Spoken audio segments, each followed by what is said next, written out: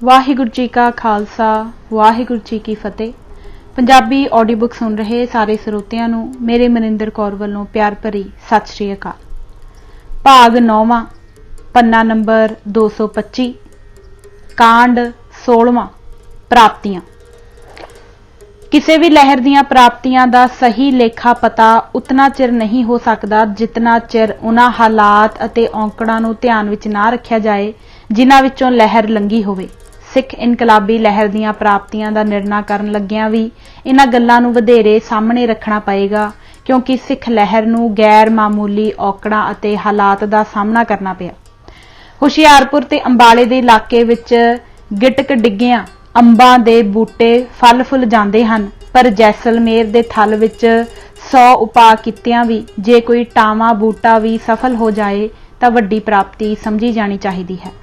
सिख लहर ने तिन्ने निशाने सामने रखे सन। पहला सी जात पाती समाज तो बाहर एक बराबरी दा समाज सिख पंथ बनाउणा। दूजा सी धार्मिक अते सियासी धक्के दे खिलाफ लड़ना अते तीजा सी गरीब जनतक मिशन वास्ते सियासी सत्ता उत्ते कब्जा करना। ਇਹ ਤਿੰਨੇ ਨਿਸ਼ਾਨੇ ਇੱਕ ਦੂਜੇ ਨਾਲ ਡੂੰਘੀ ਤਰ੍ਹਾਂ ਸੰਬੰਧਿਤ ਸਨ ਅਤੇ ਇੱਕ ਦੂਜੇ ਉੱਤੇ ਨਿਰਭਰ ਸਨ। ਪਹਿਲਾ ਬਰਾਬਰੀ ਦਾ ਸਮਾਜ। जात पात कई फन्ना वाला नाग है।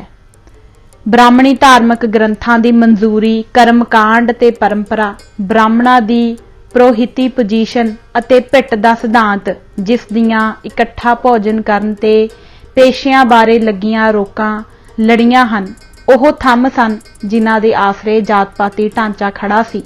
ਇਹ ਵੇਖਿਆ ਜਾ ਚੁੱਕਾ ਹੈ ਕਿ ਸਿੱਖ ਲਹਿਰ ਨੇ ਇਹਨਾਂ ਥੰਮਾਂ ਤੇ ਹਮਲਾ ਕੀਤਾ ਅਤੇ ਬਹੁਤ ਹੀ ਵਰਣਨਯੋਗ ਕਾਮਯਾਬੀਆਂ ਹਾਸਲ ਕੀਤੀਆਂ। ਊੜਾ ਧਾਰਮਿਕ ਗ੍ਰੰਥਾਂ ਦੀ ਮੋਹਰ। ਸਿੱਖ ਪੰਥ ਨੇ ਬ੍ਰਾਹਮਣਾਂ ਦੇ ਧਾਰਮਿਕ ਗ੍ਰੰਥਾਂ ਦੇ ਅਧਿਕਾਰ ਨੂੰ ਠੁਕਰਾ ਦਿੱਤਾ ਅਤੇ ਬ੍ਰਾਹਮਣਵਾਦ ਦੇ ਦੂਜੇ ਲੱਛਣਾਂ ਦਾ ਖੰਡਨ ਕੀਤਾ। ਇਸ ਤਰ੍ਹਾਂ ਸਿੱਖ ਪੰਥ ਨੇ ਜਾਤ ਪਾਤੀ ਵਿਚਾਰਧਾਰਾ ਦੇ ਸੋਮਿਆਂ ਨਾਲੋਂ ਆਪਣੇ ਆਪ ਨੂੰ ਅਲੱਹਦਾ ਕਰ ਲਿਆ। ਇਹ ਬੜਾ ਅਹਿਮ ਕਦਮ ਸੀ।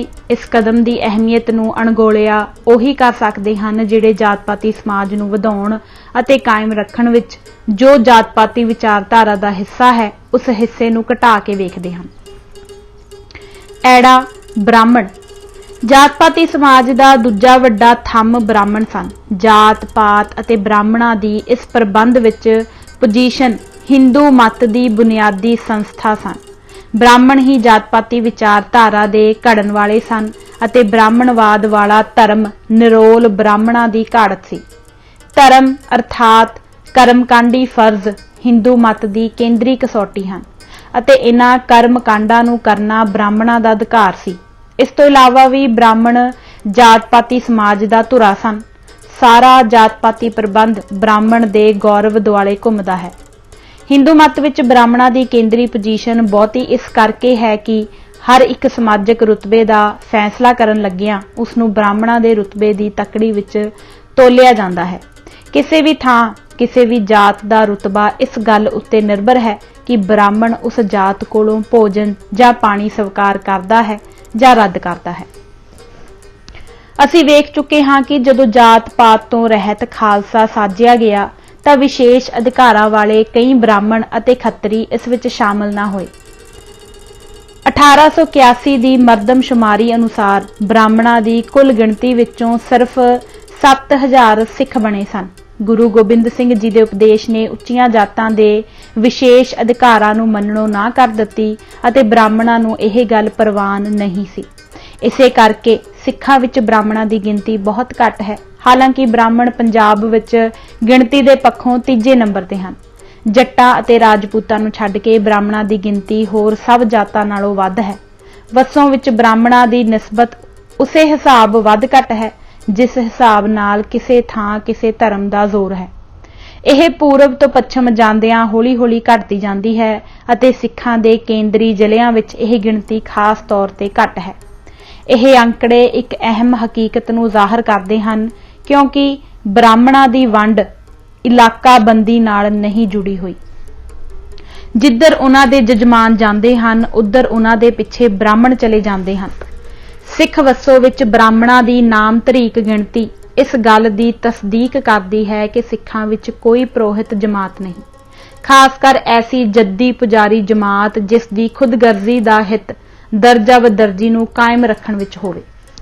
खालसा पंथ विचों ब्राह्मणां दे असर नूं खत्म करके सिख समाज ने अपणियां सफां विचों उस धुरे दा सफाया कर दिता जिस दे उदाले जात पाती समाज घुमदा है। हिंदू जातां ते गैर हिंदुआं विच जातां विचकार जो फर्क है उस नूं मैक्स वैबर ने स्पष्ट कीता है। ਭਾਰਤ ਦੇ ਮੁਸਲਮਾਨਾਂ ਵਿੱਚ ਵੀ ਜਾਤਾਂ ਹਨ ਜੋ ਉਹਨਾਂ ਹਿੰਦੂਆਂ ਤੋਂ ਲਈਆਂ ਹਨ। ਬੋਧੀਆਂ ਵਿੱਚ ਵੀ ਜਾਤਾਂ ਮਿਲਦੀਆਂ ਹਨ, ਇੱਥੋਂ ਤੱਕ ਕਿ ਭਾਰਤ ਦੇ ਈਸਾਈ ਵੀ ਅਮਲੀ ਤੌਰ ਤੇ ਜਾਤ ਪਾਤ ਨੂੰ ਮਾਨਤਾ ਦੇਣ ਤੋਂ ਨਹੀਂ ਬਚ ਸਕੇ। ਜਿਵੇਂ ਅਸੀਂ ਬਾਅਦ ਵਿੱਚ ਵੇਖਾਂਗੇ, ਗੈਰ ਹਿੰਦੂਆਂ ਵਿੱਚ ਜੋ ਜਾਤਾਂ ਹਨ ਉਹਨਾਂ ਨਾਲ ਮੁਕਤੀ ਦਾ ਸਿਧਾਂਤ ਉਸ ਤਰ੍ਹਾਂ ਚੀੜੇ ਤੌਰ ਉੱਤੇ ਨਹੀਂ ਜੁੜਿਆ ਹੋਇਆ ਜਿਵੇਂ ਇਹ ਹਿੰਦੂ ਜਾਤਾਂ ਨਾਲ ਜੁੜਿਆ ਹੋਇਆ ਹੈ। ਇਸ ਤੋਂ ਇਲਾਵਾ ਇੱਕ ਹੋਰ ਵੱਡਾ ਫਰਕ ਇਹ ਹੈ ਕਿ ਗੈਰ ਹਿੰਦੂ ਜਾਤਾਂ ਵਿੱਚ ਜੋ ਸਮਾਜਿਕ ਪਾੜਾ ਹੁੰਦਾ ਹੈ ਉਹ ਹੋਰ ਜਾਤਾਂ ਦੇ ਸਮਾਜਿਕ ਰੁਤਬੇ, ਖਾਸ ਕਰ ਬ੍ਰਾਹਮਣਾਂ ਦੇ ਸਮਾਜਿਕ ਰੁਤਬੇ ਨਾਲ ਤੁਲਨਾ ਕਰਕੇ ਨਿਯਤ ਨਹੀਂ ਹੁੰਦਾ ਹੈ। ਪਰ ਹਿੰਦੂ ਜਾਤਾਂ ਦਾ ਰੁਤਬਾ ਬੁਨਿਆਦੀ ਤੌਰ ਉੱਤੇ ਬ੍ਰਾਹਮਣਾਂ ਦੇ ਰੁਤਬੇ ਨਾਲ ਤੁਲਨਾ ਕਰਕੇ ਨਿਯਤ ਹੁੰਦਾ ਹੈ, ਕਿਉਂਕਿ ਕੋਈ ਹਿੰਦੂ ਜਾਤ ਭਾਵੇਂ ਬ੍ਰਾਹਮਣਾਂ ਦੇ ਪ੍ਰੋਹਿਤੀ ਜਾਂ ਕਰਮਕਾਂਡੀ ਜਾਂ ਹੋਰ ਅਧਿਕਾਰਾਂ ਨੂੰ ਬੇਸ਼ੱਕ ਕਿੰਨਾ ਹੀ ਠੁਕਰਾ ਦੇਵੇ, ਅਮਲੀ ਵਰਤੋਂ ਵਿੱਚ ਐਸਾ ਕਰਨ ਨਾਲ ਫਰਕ ਨਹੀਂ ਪੈਂਦਾ। ਅੰਤਮ ਦੌਰ ਉੱਤੇ ਕਿਸੇ ਰੁਤਬੇ ਦਾ ਫੈਸਲਾ ਇਹੋ ਗੱਲ ਕਰਦੀ ਹੈ ਕਿ ਉਸ ਜਾਤ ਨੂੰ ਬ੍ਰਾਹਮਣਾਂ ਵੱਲੋਂ ਕਿਤਨਾ ਕੁ ਸਨਮਾਨ ਜਾਂ ਨਿਰਾਦਰ ਮਿਲਦਾ ਹੈ। ਗੁਰੂ ਨਾਨਕ ਸਾਹਿਬ ਤੋਂ ਲੈ ਕੇ ਮਿਸਲਾਂ ਤੱਕ ਦੇ ਤਕਰੀਬਨ 3 ਸਦੀਆਂ ਦੇ ਸਮੇਂ ਦੌਰਾਨ ਸਿੱਖ ਸਮਾਜ ਵਿੱਚ ਜਾਤ ਪਾਤ ਦਾ ਵਿਚਾਰ ਨਹੀਂ ਸੀ ਜਾਂਦਾ। ਇਹ ਠੀਕ ਹੈ ਕਿ ਖਾਲਸੇ ਦੇ ਸਮੇਂ ਤੋਂ ਬਾਅਦ ਜਾਤ ਪਾਤ ਦੇ ਕੁਝ ਲੱਛਣ ਉੱਭਰ ਆਏ। ਸਿੱਖਾਂ ਵਿੱਚ ਇਹਨਾਂ ਲੱਛਣਾਂ ਦਾ ਉਭਾਰ ਆਉਣਾ ਸੌਖਾ ਸੀ ਕਿਉਂਕਿ ਸਿੱਖਾਂ ਦੀਆਂ ਭਾਈਚਾਰਕ ਜੜ੍ਹਾਂ ਹਿੰਦੂਆਂ ਦੇ ਲਾਗੇ ਸਨ। ਪਰ ਖਾਲਸੇ ਤੋਂ ਬਾਅਦ ਦੇ ਸਮੇਂ ਵਿੱਚ ਸਿੱਖਾਂ ਵਿੱਚ ਜੋ ਜਾਤ ਪਾਤੀ ਆ ਗਈ ਉਸ ਨਾਲ ਉਹ ਮੁਕਤੀ ਦਾ ਸਿਧਾਂਤ ਨਹੀਂ ਜੁੜਿਆ ਜੋ ਹਿੰਦੂ ਜਾਤਾਂ ਨਾਲ ਜੁੜਿਆ ਹੋਇਆ ਹੈ। ਨਾ ਹੀ ਸਿੱਖਾਂ ਵਿੱਚ ਜਾਤ ਪਾਤੀ ਰੁਤਬੇ ਨੂੰ ਬ੍ਰਾਹਮਣਾਂ ਤੋਂ ਮਿਲੇ ਸਨਮਾਨ ਜਾਂ ਨਿਰਾਦਰ ਮੁਤਾਬਕ ਨਿਸ਼ਚਿਤ ਕੀਤਾ ਜਾਂਦਾ ਹੈ। ਸਿੱਖਾਂ ਵਿੱਚ ਬ੍ਰਾਹਮਣਾਂ ਦੀ ਗਿਣਤੀ ਨਾਮਤਰੀਕ ਹੋਣੀ ਹੀ ਇਸ ਗੱਲ ਦਾ ਸਬੂਤ ਹੈ। ਬ੍ਰਾਹਮਣਾਂ ਅਤੇ ਬ੍ਰਾਹਮਣਾਂ ਦੇ ਧਰਮ ਗ੍ਰੰਥਾਂ ਤੋਂ ਟੁੱਟ ਜਾਣ ਨੇ ਸਿੱਖਾਂ ਵਿੱਚ ਜਾਤ ਪਾਤੀ ਨੂੰ ਵਾਜਬ ਅਤੇ ਪਵਿੱਤਰ ਨਹੀਂ ਬਣਨ ਦਿੱਤਾ, ਬਲਕਿ ਇਹ ਭਲੀ ਪ੍ਰਕਾਰ ਸਪਸ਼ਟ ਹੈ ਕਿ ਜਾਤ ਪਾਤੀ ਦੇ ਵਿਤਕਰਿਆਂ ਨੂੰ ਅਮਲ ਵਿੱਚ ਲਿਆਉਣਾ ਸਿੱਖ ਧਰਮ ਦੇ ਬਰਖਲਾਫ ਬਿਨਾਂ ਸ਼ੱਕ ਇਖਲਾਕੀ ਅਤੇ ਸਮਾਜਿਕ ਦੋਸ਼ ਹੈ। ਈੜੀ ਸਾਂਝਾ ਭੋਜਨ ਪਿੱਛੇ ਅਸੀਂ ਹਟਣ ਦਾ ਵਿਚਾਰ ਦੇ ਆਏ ਹਾਂ, ਜਿਸ ਅਨੁਸਾਰ ਖਾਣ ਪੀਣ ਦੀ ਮਨਾਹੀ ਅੰਦਾਜ਼ਨ ਸਾਰੇ ਪ੍ਰਬੰਧ ਦਾ ਧੁਰਾ ਹੈ। ਵੱਖਰੀਆਂ ਵੱਖਰੀਆਂ ਜਾਤਾਂ ਨੂੰ ਇੱਕ ਦੂਜੇ ਤੋਂ ਨਿਖੇੜ ਕੇ ਰੱਖਣ ਦੇ ਵਿਚਾਰ ਨੂੰ ਜਾਦੂ ਵਰਗੀ ਪੁੱਠ ਚੜੀ ਹੋਈ ਸੀ। ਕਈ ਵਾਰੀ ਹੇਠਲੀ ਜਾਤ ਦੇ ਆਦਮੀ ਦੀ ਸਿਰਫ ਨਜ਼ਰ ਪੈ ਜਾਣ ਨਾਲ ਹੀ ਖਾਣਾ ਪਿੱਟਿਆ ਜਾਂਦਾ ਸੀ। ਜਾਤਾਂ ਦਾ ਆਪਸ ਵਿੱਚ ਪੂਰਨ ਭਾਈਚਾਰਾ ਬਣ ਸਕਣਾ ਨਾਮੁਮਕਿਨ ਸੀ ਅਤੇ ਹੁਣ ਵੀ ਨਾਮੁਮਕਿਨ ਹੈ, ਕਿਉਂਕਿ ਵੱਖਰੀਆਂ ਵੱਖਰੀਆਂ ਜਾਤਾਂ ਦੇ ਆਪਸ ਵਿੱਚ ਸਾਂਝਾ ਭੋਜਨ ਕਰਨ ਦੇ ਖਿਲਾਫ ਨਾ ਪਾਰ ਕੀਤੀਆਂ ਜਾ ਸਕਣ ਵਾਲੀਆਂ ਕਰਮਕਾਂਡੀ ਰੋਕਾਂ ਜਾਤ ਪਾਤ ਦੀ ਬਣਤਰ ਦਾ ਹੀ ਇੱਕ ਅਸੂਲ ਹੈ। ਇਹਨਾਂ ਕਰੜੀਆਂ ਰੋਕਾਂ ਦੇ ਉਲਟ ਖਾਲਸਾ ਦਲ ਦੇ ਰੰਗਰੇਟਿਆਂ ਸਮੇਤ ਸਾਰੀਆਂ ਜਾਤਾਂ ਦੇ ਮੈਂਬਰ ਕਿਸੇ ਵੀ ਮਨਾਹੀ ਤੋਂ ਬਗੈਰ ਸਾਂਝੇ ਲੰਗਰ ਤੋਂ ਖਾਣਾ ਖਾਂਦੇ ਸਨ। ਲੰਗਰ ਦੀ ਸੰਸਥਾ ਜਿੱਥੇ ਇੱਕੇ ਪੰਗਤ ਵਿੱਚ ਬੈਠ ਕੇ ਭੋਜਨ ਕੀਤਾ ਜਾਂਦਾ ਹੈ, ਸਿੱਖ ਸਮਾਜ ਵਿੱਚ ਹੁਣ ਤੱਕ ਕਾਇਮ ਰਹੀ ਹੈ। ਅੰਤਰ ਜਾਤੀ ਖਾਣ ਪੀਣ ਤੇ ਲੱਗੀਆਂ ਰੋਕਾਂ ਨੂੰ ਖਤਮ ਕਰਕੇ ਸਿੱਖ ਸਮਾਜ ਨੇ ਜਾਤ ਪਾਤ ਦੀ ਬਣਤਰ ਦਾ ਇੱਕ ਅਸੂਲ ਖਤਮ ਕਰ ਦਿੱਤਾ। ਜਿਵੇਂ ਅਸੀਂ ਪਿੱਛੇ ਵੇਖ ਚੁੱਕੇ ਹਾਂ, ਜਿਸ ਹੱਦ ਤੱਕ ਪੰਥ ਵਿੱਚ ਬਰਾਬਰੀ ਤੇ ਭਾਈਚਾਰਾ ਕਾਇਮ ਹੋਇਆ ਅਤੇ ਇਸ ਦੇ ਮੈਂਬਰਾਂ ਵਿਚਕਾਰ ਜਿਸ ਤਰ੍ਹਾਂ ਆਪਸ ਵਿੱਚ ਇਕੱਠੇ ਖਾਣ ਪੀਣ ਤੇ ਲੱਗੀਆਂ ਰੋਕਾਂ ਖਤਮ ਹੋਈਆਂ, ਉਹ ਸਿੱਖ ਲਹਿਰ ਦੀ ਸੱਚਮੁੱਚ ਹੀ ਇੱਕ ਵਰਣਨਯੋਗ ਪ੍ਰਾਪਤੀ ਸੀ। ਅਤੇ ਜਿਸ ਹੱਦ ਤੱਕ ਸਿੱਖ ਲਹਿਰ ਇਸ ਦਸ਼ਾ ਵਿੱਚ ਕਾਮਯਾਬ ਹੋਈ, ਉਤਨਾ ਹੀ ਉਸ ਕਾਮਯਾਬੀ ਨੇ ਉਹਨਾਂ ਜਾਦੂ ਭਰੀਆਂ ਕਰਮਕਾਂਡੀ ਰੋਕਾਂ ਅਤੇ ਇਨਸਾਨਾਂ ਵਿਚਕਾਰ ਧਾਰਮਿਕ ਮਨਜ਼ੂਰੀ ਨਾਲ ਕਾਇਮ ਕੀਤੀਆਂ ਹੋਈਆਂ ਨਾ ਬਰਾਬਰੀ ਦੀਆਂ ਜੜ੍ਹਾਂ ਖੋਖਲੀਆਂ ਕੀਤੀਆਂ, ਜੋ ਐਂਡੋਗੈਮੀ ਅਤੇ ਜਾਤ ਪਾਤੀ ਹੋਰ ਵਿਤਕਰਿਆਂ ਦੀਆਂ ਵੀ ਜੜ੍ਹਾਂ ਸਨ। ਸੱਸਾ ਧੰਦੇ ਨੈਸੀ ਫੀਲਡ ਨੇ ਸਪਸ਼ਟ ਕੀਤਾ ਹੈ ਕਿ ਧੰਦਿਆਂ ਨਾਲ ਸੰਬੰਧਿਤ ਵਹਿਮ ਤੇ ਘਿਰਣਾ ਕਿਸ ਹੱਦ ਤੱਕ ਕਿਸੇ ਦਾ ਜਾਤ ਪਾਤੀ ਦਰਜਾ ਬਦਰਜੀ ਵਿੱਚ ਦਰਜਾ ਨਿਸ਼ਚਿਤ ਕਰਦੇ ਹਨ। ਕੋਈ ਵੀ ਬ੍ਰਾਹਮਣ ਜਾਂ ਰਾਜਪੂਤ ਭਾਵੇਂ ਕਿੰਨਾ ਵੀ ਹੇਠਾਂ ਕਿਉਂ ਨਾ ਡਿੱਗਿਆ ਹੋਵੇ, ਪੁਰਾਣੇ ਧੰਦਿਆਂ ਨੂੰ ਬਹੁਤ ਘੱਟ ਅਪਣਾਉਂਦਾ ਹੈ। ਹੁਸ਼ਿਆਰਪੁਰ ਦੇ ਸਹਿੰਸਰ ਪਿਛਲੀਆਂ 2 ਜਾਂ 3 ਪੀੜ੍ਹੀਆਂ ਤੋਂ ਪਹਿਲਾਂ ਰਾਜਪੂਤ ਹੁੰਦੇ ਸਨ, ਪਰ ਹੁਣ ਨਹੀਂ ਰਹੇ, ਕਿਉਂਕਿ ਉਹਨਾਂ ਨੇ ਅਰਾਈਆਂ ਵਾਂਗੂ ਸਬਜ਼ੀਆਂ ਉਗਾਉਣੀਆਂ ਸ਼ੁਰੂ ਕਰ ਦਿੱਤੀਆਂ ਹਨ। ਪੰਜਾਬ ਦੇ ਰਾਜਪੂਤ ਹਰ ਕਿਸਮ ਦੀ ਹੱਥਾਂ ਦੀ ਮਿਹਨਤ ਨੂੰ ਘਟੀਆ ਕੰਮ ਸਮਝਦੇ ਹਨ, ਆਪਣੇ ਹੱਥੀਂ ਹਲ ਵਾਹੁਣ ਨੂੰ ਵੀ। ਕੋਈ ਬਹੁਤ ਹੀ ਜ਼ਿਆਦਾ ਗਰੀਬ ਰਾਜਪੂਤ ਖੁਦ ਹਲ ਵਾਹੁੰਦੇ ਹਨ। ਪੰਜਾਬ ਦੀਆਂ ਪਹਾੜੀਆਂ ਦੇ ਰਾਜਪੂਤਾਂ ਵਿੱਚ ਹਲ ਵਾਹੁਣ ਦੇ ਖਿਲਾਫ ਘਿਰਣਾ ਸਭ ਨਾਲੋਂ ਡੂੰਘੀ ਘਿਰਣਾ ਹੈ। ਇੱਕ ਵਾਰ ਵੀ ਆਪ ਹਲ ਵਾਹੁਣਾ ਐਸਾ ਕਦਮ ਹੈ ਜੋ ਵਾਪਸ ਨਹੀਂ ਹੋ ਸਕਦਾ। ਇਸ ਦੀ ਉਲੰਘਣਾ ਕਰਨ ਵਾਲੇ ਦੀ ਵਿਸ਼ੇਸ਼ ਅਧਿਕਾਰਾਂ ਵਾਲੀ ਪੋਜੀਸ਼ਨ ਖਤਮ ਹੋ ਜਾਂਦੀ ਹੈ। ਉਸ ਨੂੰ ਦੂਜੇ ਦਰਜੇ ਦਾ ਰਾਜਪੂਤ ਮੰਨਿਆ ਜਾਂਦਾ ਹੈ। ਰਾਜਪੂਤਾਂ ਵਾਂਗ ਬ੍ਰਾਹਮਣ ਵੀ ਹਲ ਵਾਹੁਣ ਨੂੰ ਘਟੀਆ ਕੰਮ ਸਮਝਦੇ ਹਨ। ਸਿੱਖ ਸਮਾਜ ਵਿੱਚ 10 ਨੌਆਂ ਦੀ ਧਰਮ ਦੀ ਕਿਰਤ ਉੱਤੇ ਜ਼ੋਰ ਦਿੱਤਾ ਗਿਆ ਹੈ। ਸਿੱਖ ਜੱਟ ਨੂੰ ਆਪ ਵਾਹੀਕਾਰ ਕਿਸਾਨ ਹੋਣ ਉੱਤੇ ਮਾਣ ਹੈ। ਉਹ ਆਪਣੇ ਆਪ ਨੂੰ ਕਿਸੇ ਵੀ ਤਰ੍ਹਾਂ ਰਾਜਪੂਤ ਤੋਂ ਘੱਟ ਨਹੀਂ ਸਮਝਦਾ। ਜਾਤ-ਪਾਤੀ ਸਮਾਜ ਵਿੱਚ ਤਰਖਾਣ ਨੂੰ ਪਿੰਡ ਦਾ ਅਸਲੀ ਕਮੀਣ ਸਮਝਿਆ ਜਾਂਦਾ ਹੈ, ਪਰ ਸਿੱਖਾਂ ਦੀਆਂ 12 ਮਿਸਲਾਂ ਵਿੱਚੋਂ ਇੱਕ ਮਿਸਲ ਰਾਮਗੜ੍ਹੀਆਂ ਦੀ ਸੀ। ਅੱਜ ਵੀ ਰਾਮਗੜ੍ਹੀਏ ਸਿੱਖ ਸਮਾਜ ਦਾ ਜੱਟਾਂ ਨਾਲੋਂ ਵਧੇਰੇ ਖੁਸ਼ਹਾਲ ਹਿੱਸਾ ਹਨ। ਹੇਠਲੀਆਂ ਜਾਤਾਂ ਵਿੱਚੋਂ ਆਏ ਜੱਸਾ ਸਿੰਘ ਨੇ ਸਿੱਖ ਸਮਾਜ ਦੀ ਬਹੁਤ ਕਾਮਯਾਬੀ ਨਾਲ ਅਗਵਾਈ ਕੀਤੀ। ਹਾਹਾ ਜਾਤ-ਪਾਤੀ ਕਦਰਾਂ ਨੂੰ ਉਲਟਣਾ। ਚੂੜੇ ਪੰਜਾਬ ਦੀ ਸਭ ਤੋਂ ਛੇਕੀ ਹੋਈ ਜਾਤ ਹਨ, ਜਿਨ੍ਹਾਂ ਦਾ ਨਾਂ ਆਮ ਤੌਰ ਤੇ ਸ਼ੂਦਰ ਸ਼ਬਦ ਤੋਂ ਵਿਗੜ ਕੇ ਬਣਿਆ ਸਮਝਿਆ ਜਾਂਦਾ ਹੈ। ਇਸ ਕਰਕੇ ਇਹ ਪੰਜਾਬ ਦੀ ਸਭ ਤੋਂ ਭ੍ਰਿਸ਼ਟੀ ਹੋਈ ਜਾਤ ਸਨ। ਕਿਸੇ ਉੱਪਰਲੀ ਜਾਤ ਦੇ ਬੰਦੇ ਨਾਲ ਇਹਨਾਂ ਦੀ ਛੋਹ ਵੀ ਉਸ ਨੂੰ ਪਿੱਟ ਦਿੰਦੀ ਸੀ। ਜਦੋਂ ਇਸ ਜਾਤ ਦੇ ਬੰਦੇ ਸਿੱਖ ਬਣ ਜਾਂਦੇ ਤਾਂ ਉਹਨਾਂ ਨੂੰ ਵਡਿਆਉਣ ਲਈ ਰੰਗਰੇਟੇ ਦਾ ਖਿਤਾਬ ਦਿੱਤਾ ਜਾਂਦਾ, ਉਸੇ ਤਰ੍ਹਾਂ ਜਿਵੇਂ ਅੱਜ ਕੱਲ੍ਹ ਹੇਠਲੀਆਂ ਜਾਤਾਂ ਨੂੰ ਹਰੀਜਨ ਕਿਹਾ ਜਾਂਦਾ ਹੈ। ਰੰਗਰੇਟਾ ਗੁਰੂ ਕਾ ਬੇਟਾ ਅਰਥਾਤ ਰੰਗਰੇਟਾ ਗੁਰੂ ਦਾ ਪੁੱਤਰ ਹੈ ਦੀ ਕਹਾਵਤ ਪੰਜਾਬ ਵਿੱਚ ਆਮ ਪ੍ਰਚਲਿਤ ਹੈ। ਇਹ ਕਹਾਵਤ ਇੱਕ ਨਿਸ਼ਾਨੀ ਹੈ ਜੋ ਜ਼ਾਹਰ ਕਰਦੀ ਹੈ ਕਿ ਸਿੱਖ ਲਹਿਰ ਨੇ ਉਹਨਾਂ ਦੇ ਰੁਤਬੇ ਨੂੰ ਕਿੰਨਾ ਉੱਪਰ ਚੁੱਕਣ ਦਾ ਯਤਨ ਕੀਤਾ। ਅਸੀਂ ਵੇਖ ਚੁੱਕੇ ਹਾਂ ਕਿ ਰੰਗਰੇਟੇ ਉਹ ਬੰਦੇ ਜਿਨ੍ਹਾਂ ਦੀ ਜਾਤ-ਪਾਤੀ ਸਮਾਜ ਵਿੱਚ ਛੋਹ ਨਾ ਕੇਵਲ ਆਦਮੀ ਨੂੰ ਪਿੱਟ ਦਿੰਦੀ, ਬਲਕਿ ਜੋ ਉਸ ਦੇ ਹੱਥ ਖਾਣ ਪੀਣ ਵਾਲੀ ਚੀਜ਼ ਹੁੰਦੀ ਉਸ ਨੂੰ ਵੀ ਪਿੱਟ ਦਿੰਦੀ। ਖਾਲਸਾ ਦਲ ਦੇ ਬ੍ਰਾਹਮਣਾਂ, ਖੱਤਰੀਆਂ, ਜੱਟਾਂ ਤੇ ਹੋਰ ਜਾਤਾਂ ਤੋਂ ਆਏ ਮੈਂਬਰਾਂ ਨਾਲ ਨਾ ਕੇਵਲ ਸਾਂਝਾ ਭੋਜਨ ਕਰਦੇ ਸਨ, ਬਲਕਿ ਭਰਾ ਸਮਝੇ ਜਾਂਦੇ ਸਨ। ਜਦੋਂ ਤਰਨਾ ਦਲ ਖਾਲਸਾ ਦਲ ਦੇ ਨੌਜਵਾਨਾਂ ਦਾ ਜਥਾ 5 ਜਥਿਆਂ ਵਿੱਚ ਵੰਡਿਆ ਗਿਆ ਤਾਂ ਇੱਕ ਜਥੇ ਦਾ ਜਥੇਦਾਰ ਵੀਰ ਸਿੰਘ ਰੰਗਰੇਟਾ ਸੀ। ਦੂਸਰੇ 4 ਜਥਿਆਂ ਵਾਂਗ ਇਸ ਜਥੇ ਨੂੰ ਵੀ ਅਕਾਲ ਤਖਤ ਤੋਂ ਇੱਕ ਝੰਡਾ ਦਿੱਤਾ ਗਿਆ। ਇਸ ਤਰ੍ਹਾਂ ਉਹਨਾਂ ਨੂੰ ਦੂਜਿਆਂ ਨਾਲ ਬਰਾਬਰੀ ਦਾ ਦਰਜਾ ਦਿੱਤਾ ਗਿਆ। ਜਦੋਂ ਆਲਾ ਸਿੰਘ ਨੇ ਖਾਲਸਾ ਦਲ ਦੀ ਮਦਦ ਨਾਲ ਮਲੇਰਕੋਟਲਾ ਦੀ ਫੌਜ ਨੂੰ ਹਰਾਇਆ ਤਾਂ ਉਸਨੇ ਮਾਣ ਵਜੋਂ ਖਾਲਸਾ ਦਲ ਨੂੰ ਘੋੜੇ ਪੇਸ਼ ਕੀਤੇ। ਇਹ ਮਾਣ ਲੈਣ ਲਈ ਖਾਲਸਾ ਦਲ ਨੇ ਵੀਰ ਸਿੰਘ ਰੰਗਰੇਟਾ ਨੂੰ ਚੁਣ ਕੇ ਸਭ ਤੋਂ ਪਹਿਲ ਦਿੱਤੀ। ਜਦੋਂ ਇਨਕਲਾਬੀ ਜੋਸ਼ ਠੰਡਾ ਪੈ ਗਿਆ ਤਾਂ ਖਾਲਸੇ ਤੋਂ ਬਾਅਦ ਦੇ ਸਮੇਂ ਵਿੱਚ ਉਹਨਾਂ ਨਾਲ ਫਿਰ ਪਹਿਲਾਂ ਵਰਗਾ ਵਿਤਕਰਾ ਹੋਣ ਲੱਗ ਪਿਆ। ਇਸ ਤਰੀਕੇ ਨਾਲ ਇਹ ਪਿੱਛੋਂ ਪੈਦਾ ਹੋਇਆ ਵਿਤਕਰਾ ਖਾਲਸਾ ਸਮੇਂ ਵਿੱਚ ਲਹਿਰ ਦੀ ਪ੍ਰਾਪਤੀ ਨੂੰ ਉਘੇੜਦਾ ਹੈ। ਇਹ ਠੀਕ ਹੈ ਕਿ ਗੁਰੂਆਂ ਤੋਂ ਬਾਅਦ ਲਹਿਰ ਦੀ ਆਦਰਸ਼ਕ ਚੜ੍ਹਤ ਸਿਰਫ 75 ਸਾਲ ਦੇ ਕਰੀਬ ਸਮੇਂ ਤੱਕ ਘੱਟ ਹੀ ਚੜ੍ਹੀ ਰਹਿੰਦੀ ਹੈ। ਸੰਸਾਰ ਦੇ ਇਤਿਹਾਸ ਵਿੱਚ ਸਾਨੂੰ ਐਸੀ ਕੋਈ ਮਿਸਾਲ ਨਜ਼ਰ ਨਹੀਂ ਆਉਂਦੀ ਜਿੱਥੇ ਕਿਸੇ ਲਹਿਰ ਦੇ ਬਾਨੀਆਂ ਦੇ ਬੀਤ ਜਾਣ ਪਿੱਛੋਂ ਕੋਈ ਆਦਰਸ਼ਕ ਲਹਿਰ ਆਪਣੀ ਸ਼ੁੱਧ ਸਪਿਰਿਟ ਇਸ ਨਾਲੋਂ ਵਧੇਰੇ ਸਮੇਂ ਲਈ ਕਾਇਮ ਰੱਖ ਸਕੀ ਹੋਵੇ।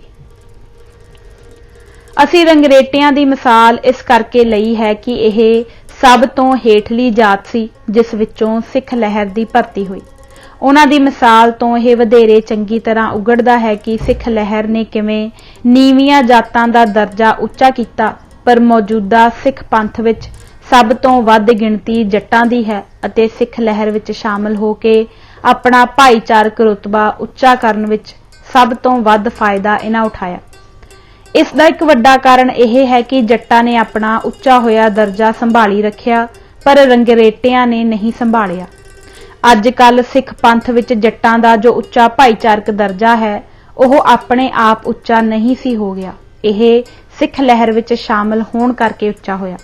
ਇਸ ਦਾ ਪਤਾ ਤਾਂ ਲੱਗਦਾ ਹੈ ਜੇ ਸਿੱਖ ਲਹਿਰ ਵਿੱਚ ਸ਼ਾਮਲ ਹੋਣ ਤੋਂ ਪਹਿਲਾਂ ਦੇ ਉਹਨਾਂ ਦੇ ਭਾਈਚਾਰਕ ਦਰਜੇ ਵੱਲ ਝਾਤ ਮਾਰੀ ਜਾਏ।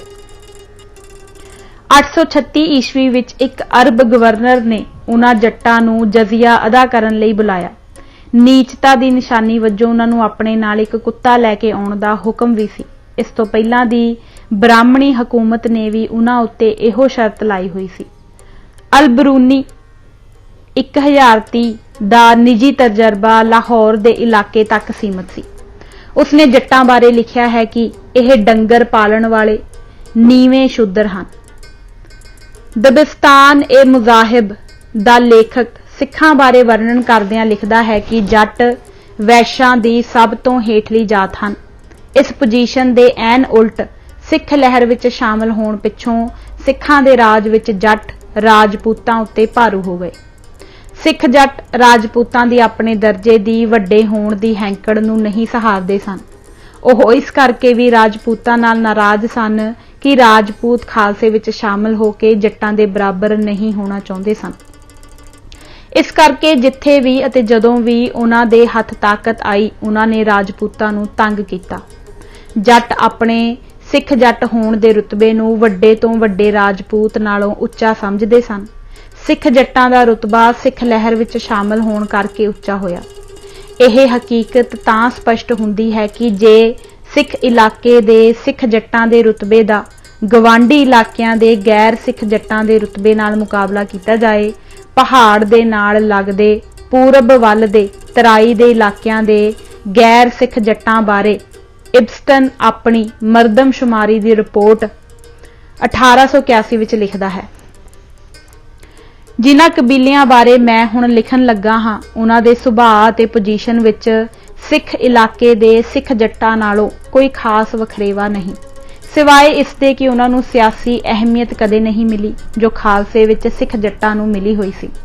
ਸਿੱਖਾਂ ਦੇ ਇਲਾਕੇ ਵਿੱਚ ਜੱਟਾਂ ਦੀ ਪੋਜੀਸ਼ਨ ਇਤਨੀ ਉੱਚੀ ਸੀ ਕਿ ਉਹ ਰਾਜਪੂਤ ਅਖਵਾਉਣਾ ਪਸੰਦ ਨਹੀਂ ਕਰਦੇ ਸਨ।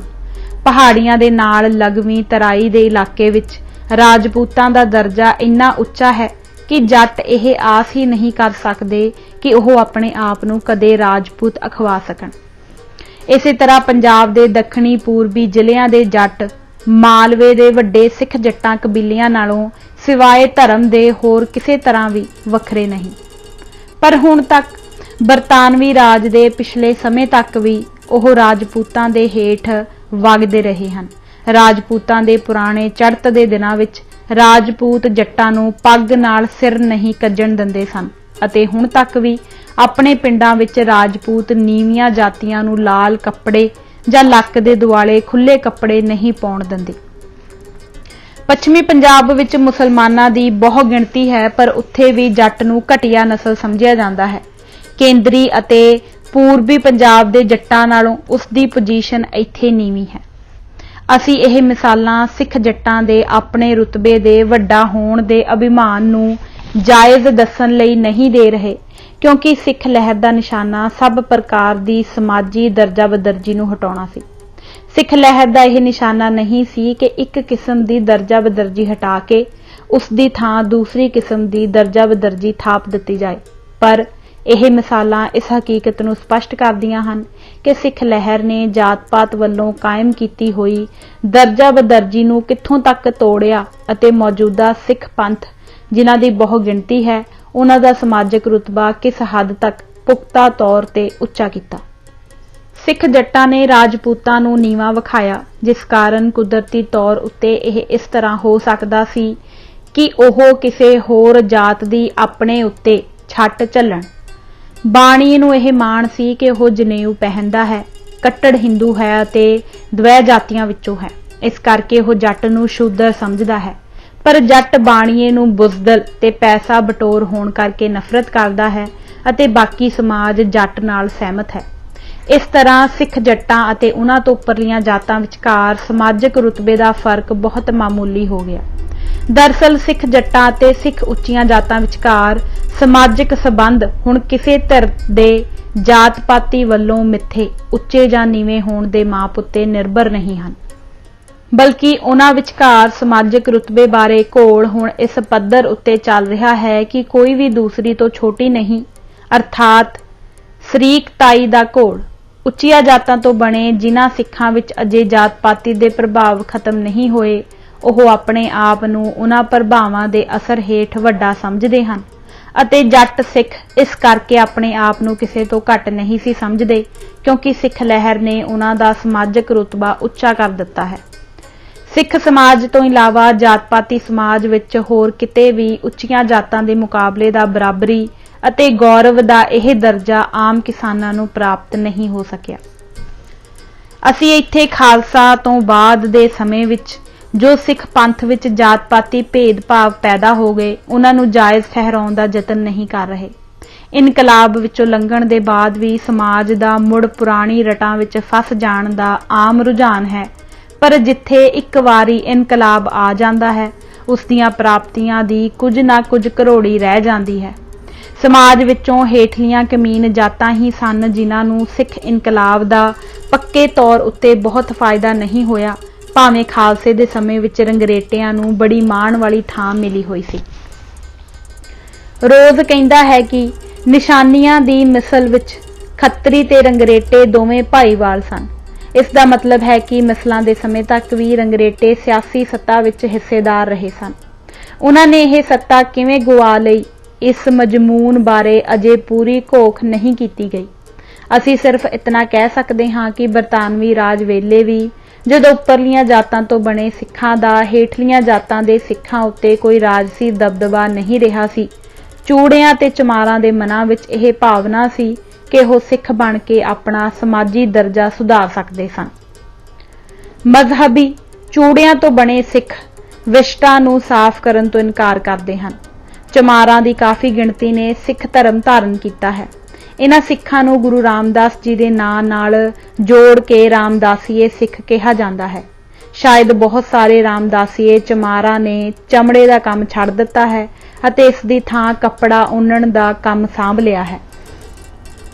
ਉਹ ਮੁਰਦਾਰ ਨਹੀਂ ਖਾਂਦੇ। ਹਿੰਦੂ ਚਮਾਰਾਂ ਨਾਲੋਂ ਉਹਨਾਂ ਦਾ ਰੁਤਬਾ ਬਹੁਤ ਉੱਚਾ ਹੈ, ਭਾਵੇਂ ਉਹਨਾਂ ਨੂੰ ਦੂਜੇ ਸਿੱਖ ਧਾਰਮਿਕ ਬਰਾਬਰੀ ਨਹੀਂ ਦਿੰਦੇ। ਆਈ.ਪੀ. ਸਿੰਘ ਨੇ ਅੰਮ੍ਰਿਤਸਰ ਜ਼ਿਲ੍ਹੇ ਵਿੱਚ ਡਾਲੇਕੇ ਅਤੇ ਲੁਧਿਆਣੇ ਜ਼ਿਲ੍ਹੇ ਵਿੱਚ ਨਾਲੀ ਦੋ ਸਿੱਖ ਪਿੰਡਾਂ ਦਾ ਸਮਾਜ ਸ਼ਾਸਤਰੀ ਅਧਿਐਨ 1959 ਤੋਂ 1961 ਕੀਤਾ। ਉਸ ਅਨੁਸਾਰ ਭਾਵੇਂ ਮਜ਼ਹਬੀ ਵੱਖਰੀਆਂ ਠੱਠੀਆਂ ਵਿੱਚ ਰਹਿੰਦੇ ਹਨ ਅਤੇ ਵੱਖਰੇ ਖੂਹਾਂ ਤੋਂ ਪਾਣੀ ਭਰਦੇ ਹਨ, ਪਰ ਫਿਰ ਵੀ ਉਹਨਾਂ ਨਾਲ ਭਿੱਟ ਦਾ ਸੰਕਲਪ ਸੰਬੰਧਿਤ ਨਹੀਂ। ਉਹ ਗੁਰਦੁਆਰੇ ਵਿੱਚ ਦੂਜਿਆਂ ਦੇ ਬਰਾਬਰ ਬੈਠਦੇ ਹਨ। ਮਜ਼ਹਬੀਆਂ ਤੋਂ ਇਲਾਵਾ ਬਾਕੀ ਦੀਆਂ ਸਭ ਸਿੱਖ ਜਾਤੀਆਂ ਸਾਂਝਾ ਭੋਜਨ ਕਰ ਲੈਂਦੀਆਂ ਹਨ। ਡਾਲੇਕੇ ਪਿੰਡ ਦਾ ਇੱਕ ਗ੍ਰੰਥੀ ਮਜ਼ਹਬੀ ਹੈ ਅਤੇ ਉਸ ਦਾ ਉਨਾ ਹੀ ਸਤਿਕਾਰ ਕੀਤਾ ਜਾਂਦਾ ਹੈ ਜਿੰਨਾ ਹੋਰ ਗ੍ਰੰਥੀਆਂ ਦਾ। ਵਿਆਹ ਅਮੂਮਨ ਇੱਕੋ ਜਾਤ ਦੇ ਅੰਦਰ ਹੀ ਹੁੰਦਾ ਹੈ, ਪਰ ਹੇਠਲੀਆਂ ਜਾਤਾਂ ਦੀਆਂ ਕੁੜੀਆਂ ਨਾਲ ਵਿਆਹ ਕੀਤਾ ਜਾ ਸਕਦਾ ਹੈ। ਇਸ ਤਰ੍ਹਾਂ ਦੇ ਵਿਆਹ ਨਾਲ ਨਾ ਜੋੜੀ ਦਾ ਰੁਤਬਾ ਘਟਦਾ ਹੈ ਅਤੇ ਨਾ ਹੀ ਉਹਨਾਂ ਦੀ ਸੰਤਾਨ ਦਾ। ਚੱਲਦੇ ਫਿਰਦੇ ਜੋ ਪ੍ਰਚਾਰਕ ਆਉਂਦੇ ਹਨ ਉਹ ਸਿੱਖਾਂ ਵਿੱਚ ਜਾਤ-ਪਾਤ ਦੀਆਂ ਵੰਡੀਆਂ ਖਤਮ ਕਰ ਦੇਣ ਦਾ ਉਪਦੇਸ਼ ਦਿੰਦੇ ਹਨ। ਅਜਿਹੇ ਇੱਕ ਮੌਕੇ ਤੇ ਇੱਕ ਮਜ਼ਹਬੀ ਸਿੱਖ ਨੇ ਖਲੋ ਕੇ ਸੰਗਤ ਨੂੰ ਪੁੱਛਿਆ ਕਿ ਉਸ ਦੀਆਂ ਧੀਆਂ ਨਾਲ ਕੋਈ ਵਿਆਹ ਕਰਵਾਉਣ ਲਈ ਤਿਆਰ ਹੈ। ਸੰਗਤ ਵਿੱਚ ਸਭ ਜਾਤਾਂ ਦੇ ਸਿੱਖ ਸਨ। ਦੇ ਕਰੀਬਨ ਸਾਰਿਆਂ ਲੋਕਾਂ ਦੇ ਹੱਥ ਖੜੇ ਕਰ ਦਿੱਤੇ, ਪਰ ਜਦੋਂ ਉਸਨੇ ਪੁੱਛਿਆ ਕਿ ਕੀ ਕੋਈ ਆਪਣੀਆਂ ਧੀਆਂ ਉਸਦੇ ਪੁੱਤਰਾਂ ਨਾਲ ਵਿਆਹੁਣ ਲਈ ਤਿਆਰ ਹੈ ਤਾਂ ਕਿਸੇ ਨੇ ਹੱਥ ਖੜਾ ਨਹੀਂ ਕੀਤਾ।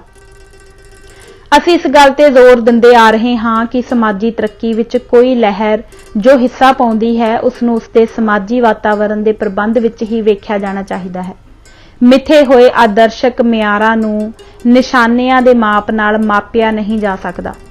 ਅਸੀਂ ਉੱਪਰ ਵੇਖਿਆ ਹੈ ਕਿ ਸਿੱਖ ਜੱਟਾਂ ਵਿੱਚ ਨੀਵੀਆਂ ਜਾਤਾਂ ਦੇ ਖਿਲਾਫ ਛੋਹ ਨਾਲ ਭਿੱਟੇ ਜਾਣ ਦਾ ਵਹਿਮ ਨਹੀਂ।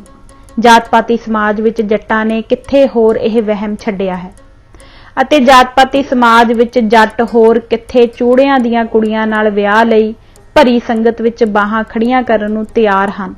ਇਹ ਵੀ ਜਾਣਨਾ ਦਿਲਚਸਪੀ ਤੋਂ ਖਾਲੀ ਨਹੀਂ ਹੋਵੇਗਾ ਕਿ ਸੰਯੁਕਤ ਰਾਜ ਅਮਰੀਕਾ ਵਿੱਚ ਕਿੰਨੇ ਗੋਰਿਆਂ ਨੇ ਉੱਥੋਂ ਦੀਆਂ ਹਬਸ਼ੀ ਜਨਾਨੀਆਂ ਨਾਲ ਵਿਆਹ ਕਰਵਾਏ ਹਨ।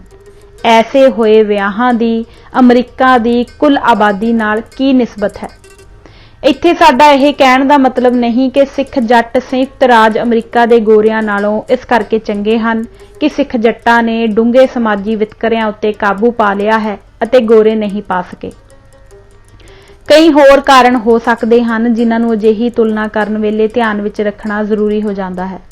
उपरोक्त दलीलां असीं सिर्फ यह दस्सण लई पेश कर रहे हां कि वक्खो-वक्ख विरोधी ग्रुपां विचकार विआह शादी का मसला कितना टेढ़ा ते गुंझलदार अते कठिन है।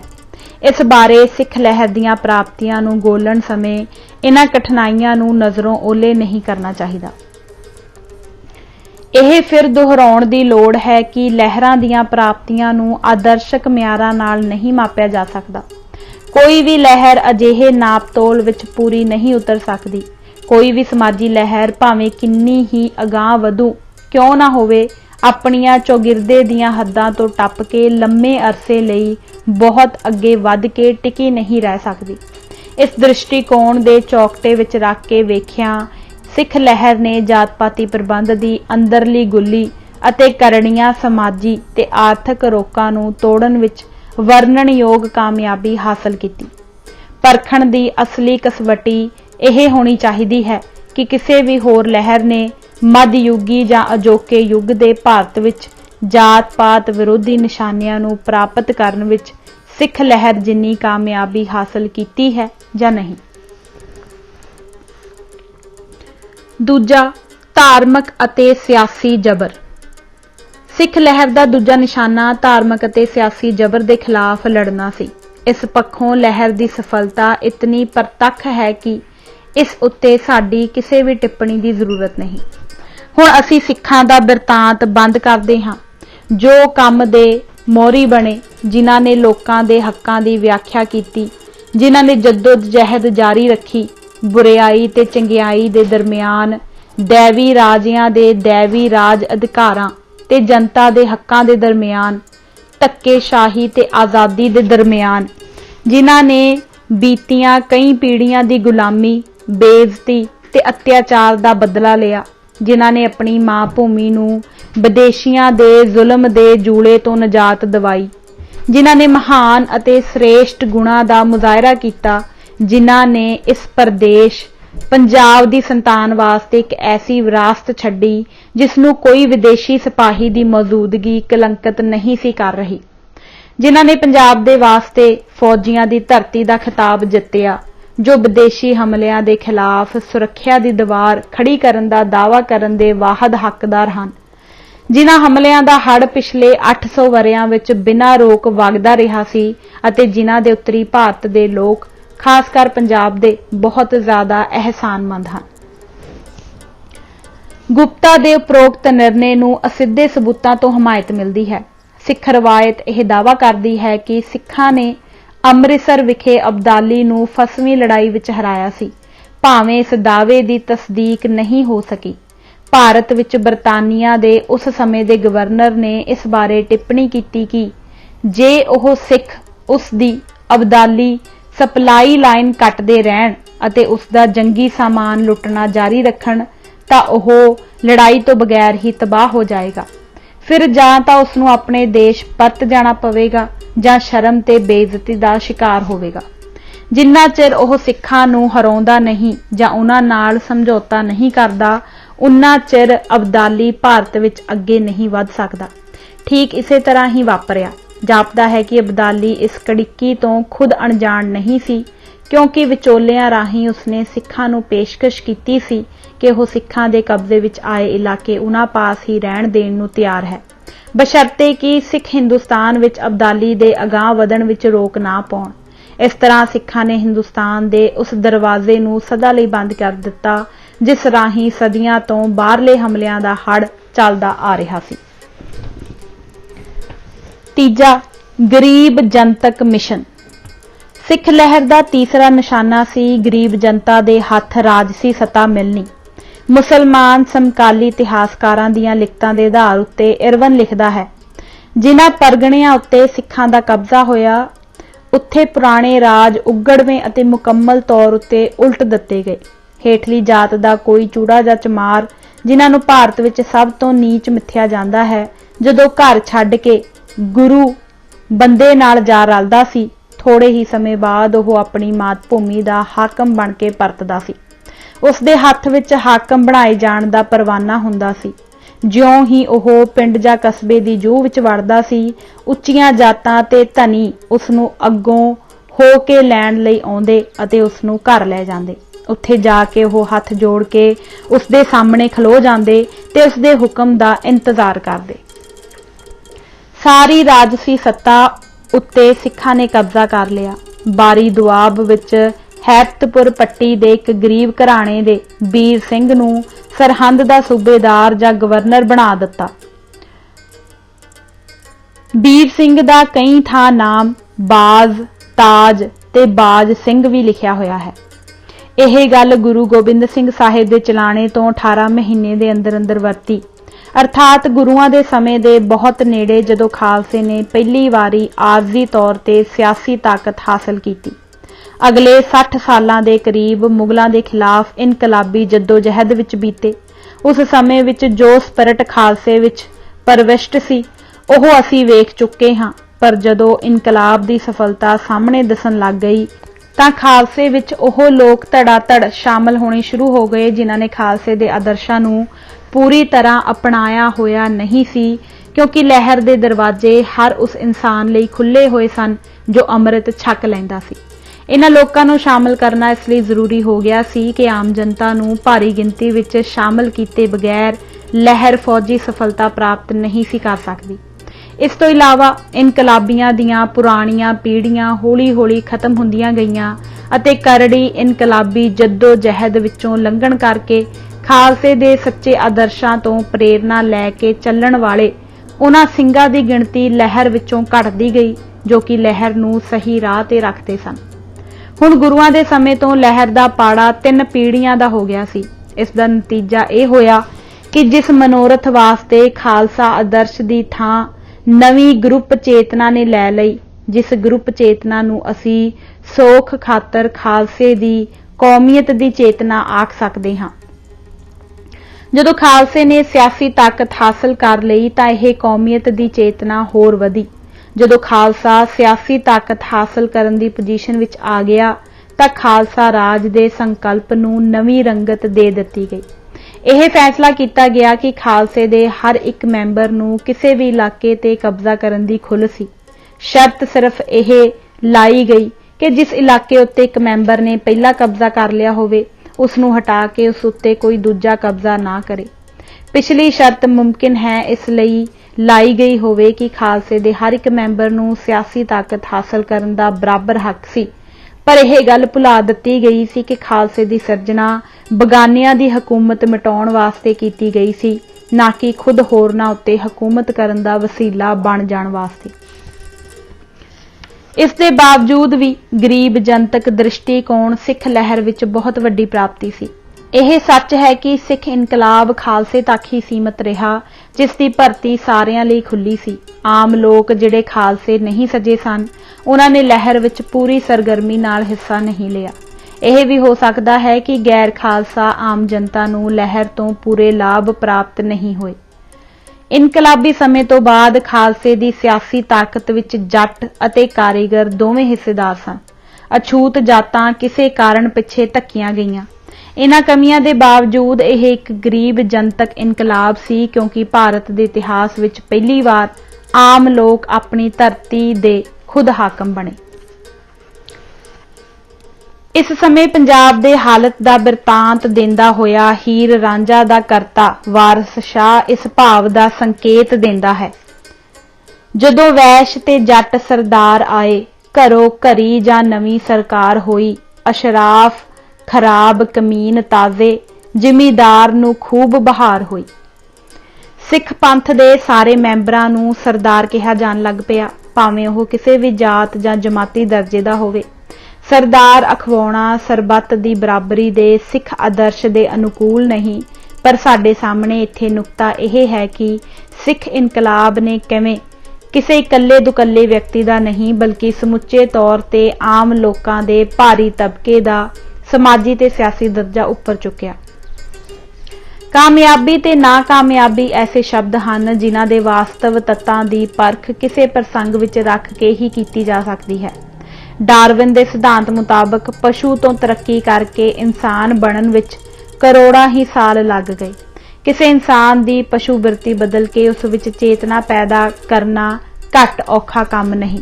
ਇਸ ਕਰਕੇ ਮਨੁੱਖਤਾ ਦੀ ਆਪਣੇ ਸੰਪੂਰਨ ਆਦਰਸ਼ ਨਿਸ਼ਾਨੇ ਪ੍ਰਾਪਤ ਕਰਨ ਵੱਲ ਯਾਤਰਾ ਦੀ ਰਫ਼ਤਾਰ ਹੱਦ ਤੋਂ ਵੱਧ ਮੱਧਮ ਰਹੀ। ਇਨਸਾਨ ਵਿੱਚ ਲਾਲਚ, ਧੱਕੇਸ਼ਾਹੀ ਅਤੇ ਮਾਨਵੀ ਸੁਭਾਅ ਦੀਆਂ ਹੋਰ ਕਮਜ਼ੋਰੀਆਂ ਨੇ ਅੱਗੇ ਵਧੂ ਲਹਿਰਾਂ ਨੂੰ ਆਪਣੇ ਮੌਲਿਕ ਨਿਸ਼ਾਨਿਆਂ ਅਤੇ ਰਾਹ ਤੋਂ ਵਾਰ-ਵਾਰ ਭਟਕਾਇਆ ਹੈ।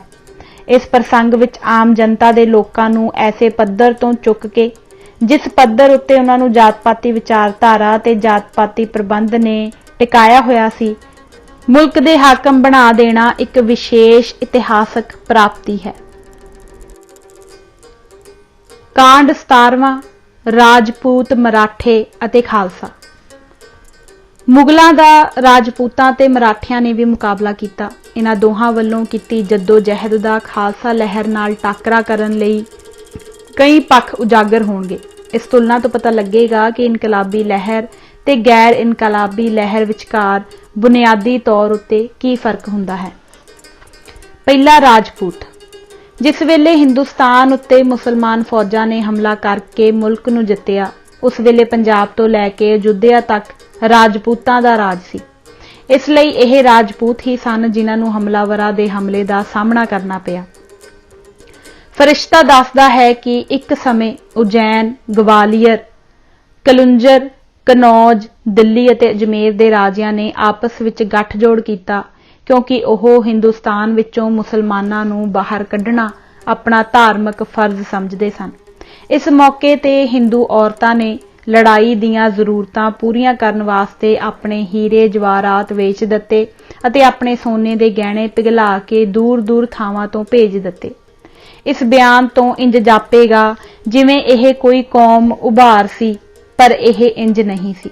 ਪਹਿਲੀ ਗੱਲ ਤਾਂ ਇਹ ਕਿ ਰਾਜਪੂਤਾਂ ਦੀ ਮੁਗਲਾਂ ਦੇ ਖਿਲਾਫ ਇਹ ਲੜਾਈ ਸਿਰਫ ਰਾਜਪੂਤਾਂ ਤੱਕ ਹੀ ਮਹਿਦੂਦ ਸੀ।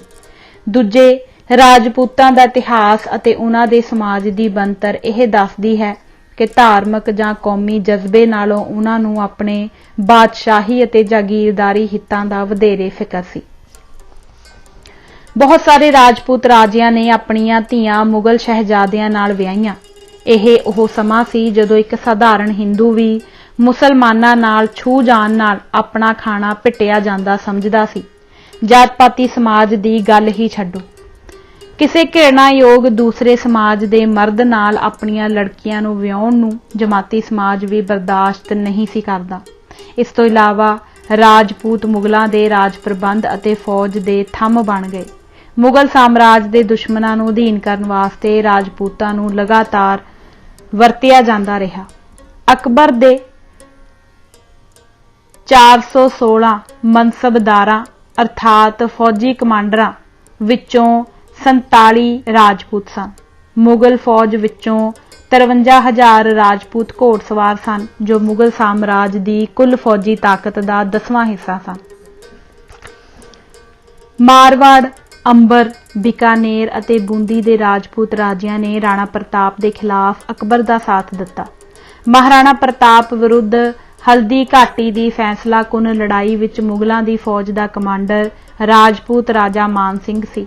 ਇਸ ਲੜਾਈ ਵਿੱਚ ਮਾਨ ਸਿੰਘ ਦੀ ਅਗਵਾਈ ਹੇਠਲੀ ਤਕਰੀਬਨ 10,000 ਮੁਗਲ ਫੌਜ ਵਿੱਚੋਂ 4,000 ਉਸਦੇ ਆਪਣੇ ਕਬੀਲੇ ਵਿੱਚੋਂ ਸਨ ਅਤੇ 1,000 ਹੋਰਨਾਂ ਹਿੰਦੂ ਹਮਾਇਤੀਆਂ ਵਿੱਚੋਂ। ਸ਼ਿਵਾਜੀ ਦੇ ਖਿਲਾਫ ਔਰੰਗਜ਼ੇਬ ਦੀ ਮੁਹਿੰਮ ਦਾ ਇੰਚਾਰਜ ਰਾਜਾ ਜੈ ਸਿੰਘ ਸੀ। ਰਾਜਪੂਤਾਂ ਦੀ ਸਮਾਜੀ ਬਣਤਰ ਵੱਲ ਗੌਰ ਕਰੀਏ ਤਾਂ ਵੀ ਇਹੋ ਸੇਧ ਦੱਸਦੀ ਹੈ। ਇਹ ਬਣਤਰ ਪਿਤਾ ਪੁਰਖੀ ਅਤੇ ਫੌਜੀ ਬਣਤਰ ਦਾ ਇੱਕ ਅਜੀਬ ਮੇਲ ਸੀ ਜੋ ਸਮਾਜ ਦੇ ਹਰ ਹਿੱਸੇ ਨੂੰ ਆਪਣੇ ਕਲਾਵੇ ਵਿੱਚ ਲੈਂਦਾ ਸੀ। ਰਾਜਿਆਂ ਦੇ ਮਾਤਹਿਤ ਸਰਦਾਰ ਛੋਟੇ ਤੋਂ ਲੈ ਕੇ ਵੱਡੇ ਤੱਕ, ਉੱਪਰਲੇ 16 ਮੁਖੀ ਸਰਦਾਰਾਂ ਤੋਂ ਲੈ ਕੇ ਇੱਕ ਘੋੜਸਵਾਰ ਦੇ ਗੁਜ਼ਾਰੇ ਜੋਗੀ ਜ਼ਮੀਨ ਦੇ ਮਾਲਕ ਤੱਕ ਰਾਜੇ ਨਾਲ ਖੂਨ ਦੀ ਸਾਂਝ ਦਾ ਦਾਅਵਾ ਕਰਦੇ ਸਨ। 500 ਘੋੜਸਵਾਰਾਂ ਦੇ ਸਰਦਾਰਾਂ ਤੋਂ ਲੈ ਕੇ ਇਕੱਲੇ ਘੋੜਸਵਾਰ ਤੱਕ ਸਾਰਿਆਂ ਨੂੰ ਜਾਗੀਰ ਵਜੋਂ ਜ਼ਮੀਨ ਮਿਲੀ ਹੋਈ ਸੀ। ਜਾਗੀਰ ਦੀ ਵੱਡੀ ਸ਼ਰਤ ਇਹ ਸੀ ਕਿ ਜਦੋਂ ਫੌਜੀ ਸੇਵਾ ਦੀ ਮੰਗ ਕੀਤੀ ਜਾਏ, ਭਾਵੇਂ ਦੇਸ਼ ਹੋਵੇ ਜਾਂ ਵਿਦੇਸ਼, ਇਹ ਸੇਵਾ ਹਾਜ਼ਰ ਕਰਨੀ। ਇਹ ਪ੍ਰਬੰਧ ਨਿਰੋਲ ਰਾਜਪੂਤੀ ਪ੍ਰਬੰਧ ਸੀ, ਜਿਸ ਦਾ ਆਧਾਰ ਸੀ ਗੈਰ ਰਾਜਪੂਤਾਂ ਉੱਤੇ ਹਕੂਮਤ ਕਰਨੀ ਅਤੇ ਉਹਨਾਂ ਦੀ ਕਮਾਈ ਉੱਤੇ ਗੁਜ਼ਾਰਾ ਕਰਨਾ। ਗੈਰ ਰਾਜਪੂਤ ਵਜ਼ੀਰਾਂ ਤੇ ਸਰਕਾਰੀ ਅਫਸਰਾਂ ਨੂੰ ਜਾਗੀਰਾਂ ਦਿੱਤੀਆਂ ਜਾਂਦੀਆਂ ਸਨ ਅਤੇ ਕਦੇ ਵੀ ਇਹਨਾਂ ਬਾਰੇ ਜੱਦੀ ਹੱਕ ਨਹੀਂ ਸੀ ਦਿੱਤਾ ਜਾਂਦਾ। ਜੱਟ ਭਾਵੇਂ ਰਾਜਸਥਾਨ ਦੇ ਮੁੱਢਲੇ 36 ਸ਼ਾਹੀ ਘਰਾਣਿਆਂ ਵਿੱਚੋਂ ਹਨ, ਪਰ ਉਹਨਾਂ ਵਿੱਚੋਂ ਅਜਮੇਰ ਤੇ ਮਾਰਵਾੜ ਵਿੱਚ ਕੋਈ ਵੀ ਭੂਮੀਆ ਨਹੀਂ, ਅਰਥਾਤ ਐਸੀ ਜ਼ਮੀਨ ਦਾ ਮਾਲਕ ਨਹੀਂ ਜਿਸ ਉੱਤੇ ਲਗਾਨ ਨਾ ਲੱਗਦਾ ਹੋਵੇ। ਹਰ ਇੱਕ ਰਾਜਪੂਤ ਹੱਲ ਫੜਨ ਤੋਂ ਨਫ਼ਰਤ ਕਰਦਾ ਹੈ ਅਤੇ ਜਿਹੜਾ ਰਾਜਪੂਤ ਹੱਲ ਵਾਹੁੰਦਾ ਉਸ ਨੂੰ ਰਾਜਪੂਤਾਂ ਦੀਆਂ ਸਮਾਜੀ ਕੀਮਤਾਂ ਅਨੁਸਾਰ ਨੀਵਾਂ ਗਿਣਿਆ ਜਾਂਦਾ। ਇਸੇ ਕਰਕੇ ਰਾਜਪੂਤ ਉਤਨਾ ਚਿਰ ਗੈਰ ਰਾਜਪੂਤਾਂ ਦੀ ਕਮਾਈ ਦੀ ਲੁੱਟ ਦੇ ਸਹਾਰੇ ਰਹਿੰਦੇ ਰਹੇ, ਜਿਤਨਾ ਚਿਰ ਫੌਜੀ ਤਾਕਤ ਘਟ ਜਾਣ ਕਰਕੇ ਉਹਨਾਂ ਵਿੱਚੋਂ ਕਈਆਂ ਨੂੰ ਹੱਥੀਂ ਕੰਮ ਕਰਨ ਲਈ ਮਜਬੂਰ ਨਹੀਂ ਹੋਣਾ ਪਿਆ। ਇਹ ਸ਼ਾਇਦ ਇੱਕੋ ਇੱਕ ਮਿਸਾਲ ਹੈ ਜਿੱਥੇ ਹਾਕਮ ਜਾਤ ਦੇ ਹਰ ਬੰਦੇ ਦੇ ਵੱਧ ਘੱਟ ਆਰਥਿਕ ਹਿੱਤ ਜਾਗੀਰਦਾਰੀ ਪ੍ਰਬੰਧ ਨੂੰ ਕਾਇਮ ਰੱਖਣ ਨਾਲ ਸਿੱਧੇ ਪਰੋਤੇ ਹੋਏ ਸਨ। ਇਸ ਕਿਸਮ ਦੇ ਪ੍ਰਬੰਧ ਨੂੰ ਕਾਇਮ ਰੱਖਣਾ ਰਾਜਪੂਤੀ ਸਮਾਜ ਦਾ ਪ੍ਰਮੁੱਖ ਨਿਸ਼ਾਨਾ ਬਣ ਗਿਆ। ਇਹੋ ਕਾਰਨ ਹੈ ਕਿ ਹਿੰਦੂ ਜਜ਼ਬੇ ਅਤੇ ਵਰਤੋਂ ਵਿਹਾਰ ਦੇ ਨਿਯਮਾਂ ਦੇ ਉਲਟ ਜਾ ਕੇ ਉਹਨਾਂ ਨੇ ਮੁਗਲਾਂ ਨਾਲ ਸਾਂਝ ਪਾ ਲਈ। ਦਰਅਸਲ ਰਾਜਪੂਤਾਂ ਦੇ ਬਹੁਤੇ ਰਾਜ ਘਰਾਣੇ ਜੋ ਮੁਸਲਮਾਨਾਂ ਦੇ ਹਮਲਿਆਂ ਤੋਂ ਪਿੱਛੋਂ ਬਣੇ, ਮੁਸਲਮਾਨ ਹਾਕਮਾਂ ਵੱਲੋਂ ਵਰਸਾਏ ਜਾਣ ਸਦਕਾ ਹੀ ਬਣੇ। ਰਾਜਪੂਤਾਂ ਦੀ ਸਮਾਜੀ ਬਣਤਰ ਜੋ ਗੈਰ ਰਾਜਪੂਤਾਂ ਉੱਤੇ ਹਕੂਮਤ ਤੇ ਉਹਨਾਂ ਦੀ ਆਰਥਿਕ ਲੁੱਟ ਉੱਤੇ ਨਿਰਭਰ ਸੀ, ਨੇ ਇਹ ਗੁੰਜਾਇਸ਼ ਨਹੀਂ ਛੱਡੀ ਸੀ ਕਿ ਰਾਜਪੂਤ ਆਮ ਹਿੰਦੂ ਜਨਤਾ ਨੂੰ ਮੁਗਲਾਂ ਦੀ ਹਕੂਮਤ ਦਾ ਮੁਕਾਬਲਾ ਕਰਨ ਲਈ ਤਿਆਰ ਕਰ ਸਕਣ ਜਾਂ ਨਾਲ ਲੈ ਸਕਣ। ਉਹ ਫੌਜੀ ਪਿਤਾ ਪੁਰਖੀ ਜਾਗੀਰਦਾਰੀ ਦੇ ਮੇਲ ਤੋਂ ਬਣੀ ਸਮਾਜੀ ਰਾਜਸੀ ਬਣਤਰ ਜੋ ਰਾਜਪੂਤਾਂ ਨੂੰ ਇਕੱਠਿਆਂ ਕਰਦੀ ਸੀ, ਉਹ ਰਾਜਪੂਤਾਂ ਤੇ ਗੈਰ ਰਾਜਪੂਤਾਂ ਵਿਚਕਾਰ ਇੱਕ ਨਾ ਮੇਟਿਆ ਜਾ ਸਕਣ ਵਾਲਾ ਵੱਡਾ ਪਾੜਾ ਕਾਇਮ ਕਰਦੀ ਸੀ। ਰਾਜਪੂਤਾਂ ਦੀਆਂ ਸਰਗਰਮੀਆਂ ਨੂੰ ਚਲਾਉਣ ਵਾਲੇ ਮਾਨਵੀ ਮਨੋਰਥ ਉਹਨਾਂ ਦੇ ਰਾਜਸੀ ਅਤੇ ਸਮਾਜੀ ਢਾਂਚੇ ਦਾ ਅਕਸ ਸਨ। ਆਪਣੇ ਮੁਖੀ ਲਈ ਵਫਾਦਾਰੀ ਕਿਸੇ ਵੀ ਰਾਜਪੂਤ ਲਈ ਸਭ ਤੋਂ ਵੱਡਾ ਗੁਣ ਸੀ। ਵਫਾਦਾਰੀ ਉਨੀ ਹੀ ਜੱਦੀ ਹੈ ਜਿੰਨੀ ਜ਼ਮੀਨ ਜੱਦੀ ਹੈ। ਮੈਂ ਤੇਰਾ ਹਾਂ, ਮੇਰਾ ਸਿਰ ਅਤੇ ਤਲਵਾਰ ਤੇਰੇ ਹਨ, ਮੇਰੀ ਸੇਵਾ ਤੈਨੂੰ ਅਰਪਣ ਹੈ। ਪਰ ਉਹ ਰਾਜਪੂਤ ਸਭ ਤੋਂ ਨੇੜੇ ਦੇ ਮੁਖੀ ਬਿਨਾਂ ਕਿਸੇ ਹੋਰ ਨੂੰ ਅਧਿਕਾਰੀ ਨਾ ਮੰਨਦਾ। ਇਸ ਦੇ ਸਬੂਤ ਵਿੱਚ ਅਣਗਿਣਤ ਮਿਸਾਲਾਂ ਦਿੱਤੀਆਂ ਜਾ ਸਕਦੀਆਂ ਹਨ ਜਿੱਥੇ ਕੁਲਾਂ ਦੀਆਂ ਕੁਲਾਂ ਆਪਣੇ ਰਾਜੇ ਦੇ ਖਿਲਾਫ ਆਪਣੇ ਮੁਖੀ ਪ੍ਰਤੀ ਵਫਾਦਾਰ ਰਹੀਆਂ। ਅਜਿਹੀ ਅੰਨੀ ਵਫਾਦਾਰੀ ਦੇ ਦੋ ਵਰਣਨਯੋਗ ਨਤੀਜੇ ਨਿਕਲੇ। ਕਬੀਲੇ ਦੇ ਹਿੱਤਾਂ ਦੇ ਮੁਕਾਬਲੇ ਕੁਲ ਦੇ ਹਿੱਤਾਂ ਨੂੰ ਪਹਿਲ ਦਿੱਤੀ ਗਈ ਅਤੇ ਸਮੁੱਚੇ ਰਾਜਪੂਤੀ ਹਿੱਤਾਂ ਦੇ ਮੁਕਾਬਲੇ ਕਬੀਲੇ ਦੇ ਹਿੱਤਾਂ ਨੂੰ ਤਰਜੀਹ ਦਿੱਤੀ ਗਈ। ਇਸ ਕਰਕੇ ਹਿੰਦੂ ਕੌਮ ਪ੍ਰਸਤੀ ਤਾਂ ਇੱਕ ਪਾਸੇ ਰਹੀ, ਰਾਜਪੂਤ ਕੌਮ ਪ੍ਰਸਤੀ ਵੀ ਪੈਦਾ ਨਾ ਹੋ ਸਕੀ। ਦੂਜੇ, ਜਦੋਂ ਤੇ ਜਿੱਥੇ ਕਿਸੇ ਰਾਜਪੂਤ ਮੁਖੀ ਨੇ ਮੁਗਲ ਸੱਤਾ ਨਾਲ ਸਾਂਝ ਪਾ ਲੈਣ ਦਾ ਫੈਸਲਾ ਕਰ ਲਿਆ, ਉੱਥੇ ਇਸ ਕਦਮ ਤੇ ਗਲਤ ਜਾਂ ਸਹੀ ਹੋਣ ਦੀ ਪਰਖ ਕੀਤੇ ਬਗੈਰ ਪੈਰੋਕਾਰ ਮੁਖੀ ਦੇ ਮਗਰ ਲੱਗ ਤੁਰੇ। ਰਾਜਪੂਤਾਂ ਦਾ ਦੂਜਾ ਵੱਡਾ ਜਜ਼ਬਾ ਸੀ ਦਰਜਾ ਬਦਰਜੀ ਦੇ ਰੁਤਬੇ ਨਾਲ ਅਤ ਦਰਜੇ ਦੀ ਪਕੜ। ਇਸ ਬਾਰੇ ਸ਼ੱਕ ਹੈ ਕਿ ਰਾਜਪੂਤਾਂ ਦੀ ਦਰਜਾ ਬਦਰਜੀ ਨਾਲ ਇਹ ਪਕੜ ਜਾਤ ਪਾਤੀ ਦੇ ਪ੍ਰਭਾਵ ਥੱਲੇ ਪੈਦਾ ਹੋਈ, ਕਿਉਂਕਿ ਦੂਜੇ ਇਲਾਕਿਆਂ ਵਿੱਚ ਵਸਣ ਵਾਲੇ ਰਾਜਪੂਤਾਂ ਦੇ ਮੁਕਾਬਲੇ ਰਾਜਪੂਤਾਨੇ ਦੇ ਰਾਜਪੂਤ ਜਾਤ ਪਾਤ ਨਾਲ ਇੰਨੀ ਸਖਤੀ ਨਾਲ ਪਾਬੰਦ ਨਹੀਂ ਅਤੇ ਬ੍ਰਾਹਮਣਾਂ ਦੀ ਜ਼ਿਆਦਾ ਇੱਜ਼ਤ ਵੀ ਨਹੀਂ ਕਰਦੇ। ਕੁਝ ਵੀ ਹੋਵੇ, ਦਰਜਾ ਬਦਰਜੀ ਨਾਲ ਰਾਜਪੂਤਾਂ ਦਾ ਮੋਹ ਲਗਭਗ ਇੱਕ ਜਨੂਨ ਬਣ ਗਿਆ ਸੀ। ਕੇਂਦਰੀ ਭਾਰਤ ਦੇ ਰਾਜਪੂਤ ਰਾਜਿਆਂ ਬਾਰੇ ਐਬਰੀ ਮੈਕੇ ਲਿਖਦਾ ਹੈ, ਆਪਣੇ ਮਾਣ ਦੇ ਪਰਛਾਵੇਂ ਅਤੇ ਜਿਸ ਆਦਰ ਭਾਵ ਦੀ ਰਸਮ ਨਾਲ ਉਸ ਨਾਲ ਵਰਤਾਓ ਕੀਤਾ ਜਾਂਦਾ ਹੈ, ਉਸ ਤੋਂ ਇਲਾਵਾ ਕਿਸੇ ਵੀ ਹੋਰ ਚੀਜ਼ ਦੀ ਉਹ ਪਰਵਾਹ ਨਹੀਂ ਕਰਦਾ। ਇਸ ਮਾਣ ਦੀ ਉਸ ਪਾਗਲਪਨ ਦੀ ਹੱਦ ਤੱਕ ਚਿੰਤਾ ਹੁੰਦੀ ਹੈ। ਅੱਜ ਦਾ ਗਰੀਬ ਤੋਂ ਗਰੀਬ ਰਾਜਪੂਤ ਵੀ ਆਪਣੇ ਬਜ਼ੁਰਗਾਂ ਵਿੱਚ ਮਾਣ ਮਹਿਸੂਸ ਕਰਦਾ ਹੈ। ਅਕਸਰ ਇਹੀ ਉਸ ਦੀ ਇਕੱਲੀ ਵਿਰਾਸਤ ਹੁੰਦੀ ਹੈ। ਜਦੋਂ ਨਾਦਰ ਸ਼ਾਹ ਭਾਰਤ ਵਿੱਚ ਦਾਖਲ ਹੋਇਆ ਤਾਂ ਸਿਸੋਦੀਆ, ਰਾਠੌਰ ਤੇ ਕੁਸ਼ਵਾਹਿਆਂ ਤਿੰਨ ਵੱਡੇ ਘਰਾਣਿਆਂ ਵਿੱਚ ਸਮਝੌਤਾ ਹੋਇਆ। ਇਸ ਸਮਝੌਤੇ ਦੇ ਅਹਿਮ ਸਿਆਸੀ ਫਲ ਨਿਕਲ ਸਕਦੇ ਸਨ, ਪਰ ਇਹ ਸਮਝੌਤਾ ਸਿਰਫ ਸਮਾਜੀ ਦਰਜਾ ਬਦਰਜੀ ਦੇ ਸਵਾਲ ਉੱਤੇ ਟੁੱਟ ਗਿਆ।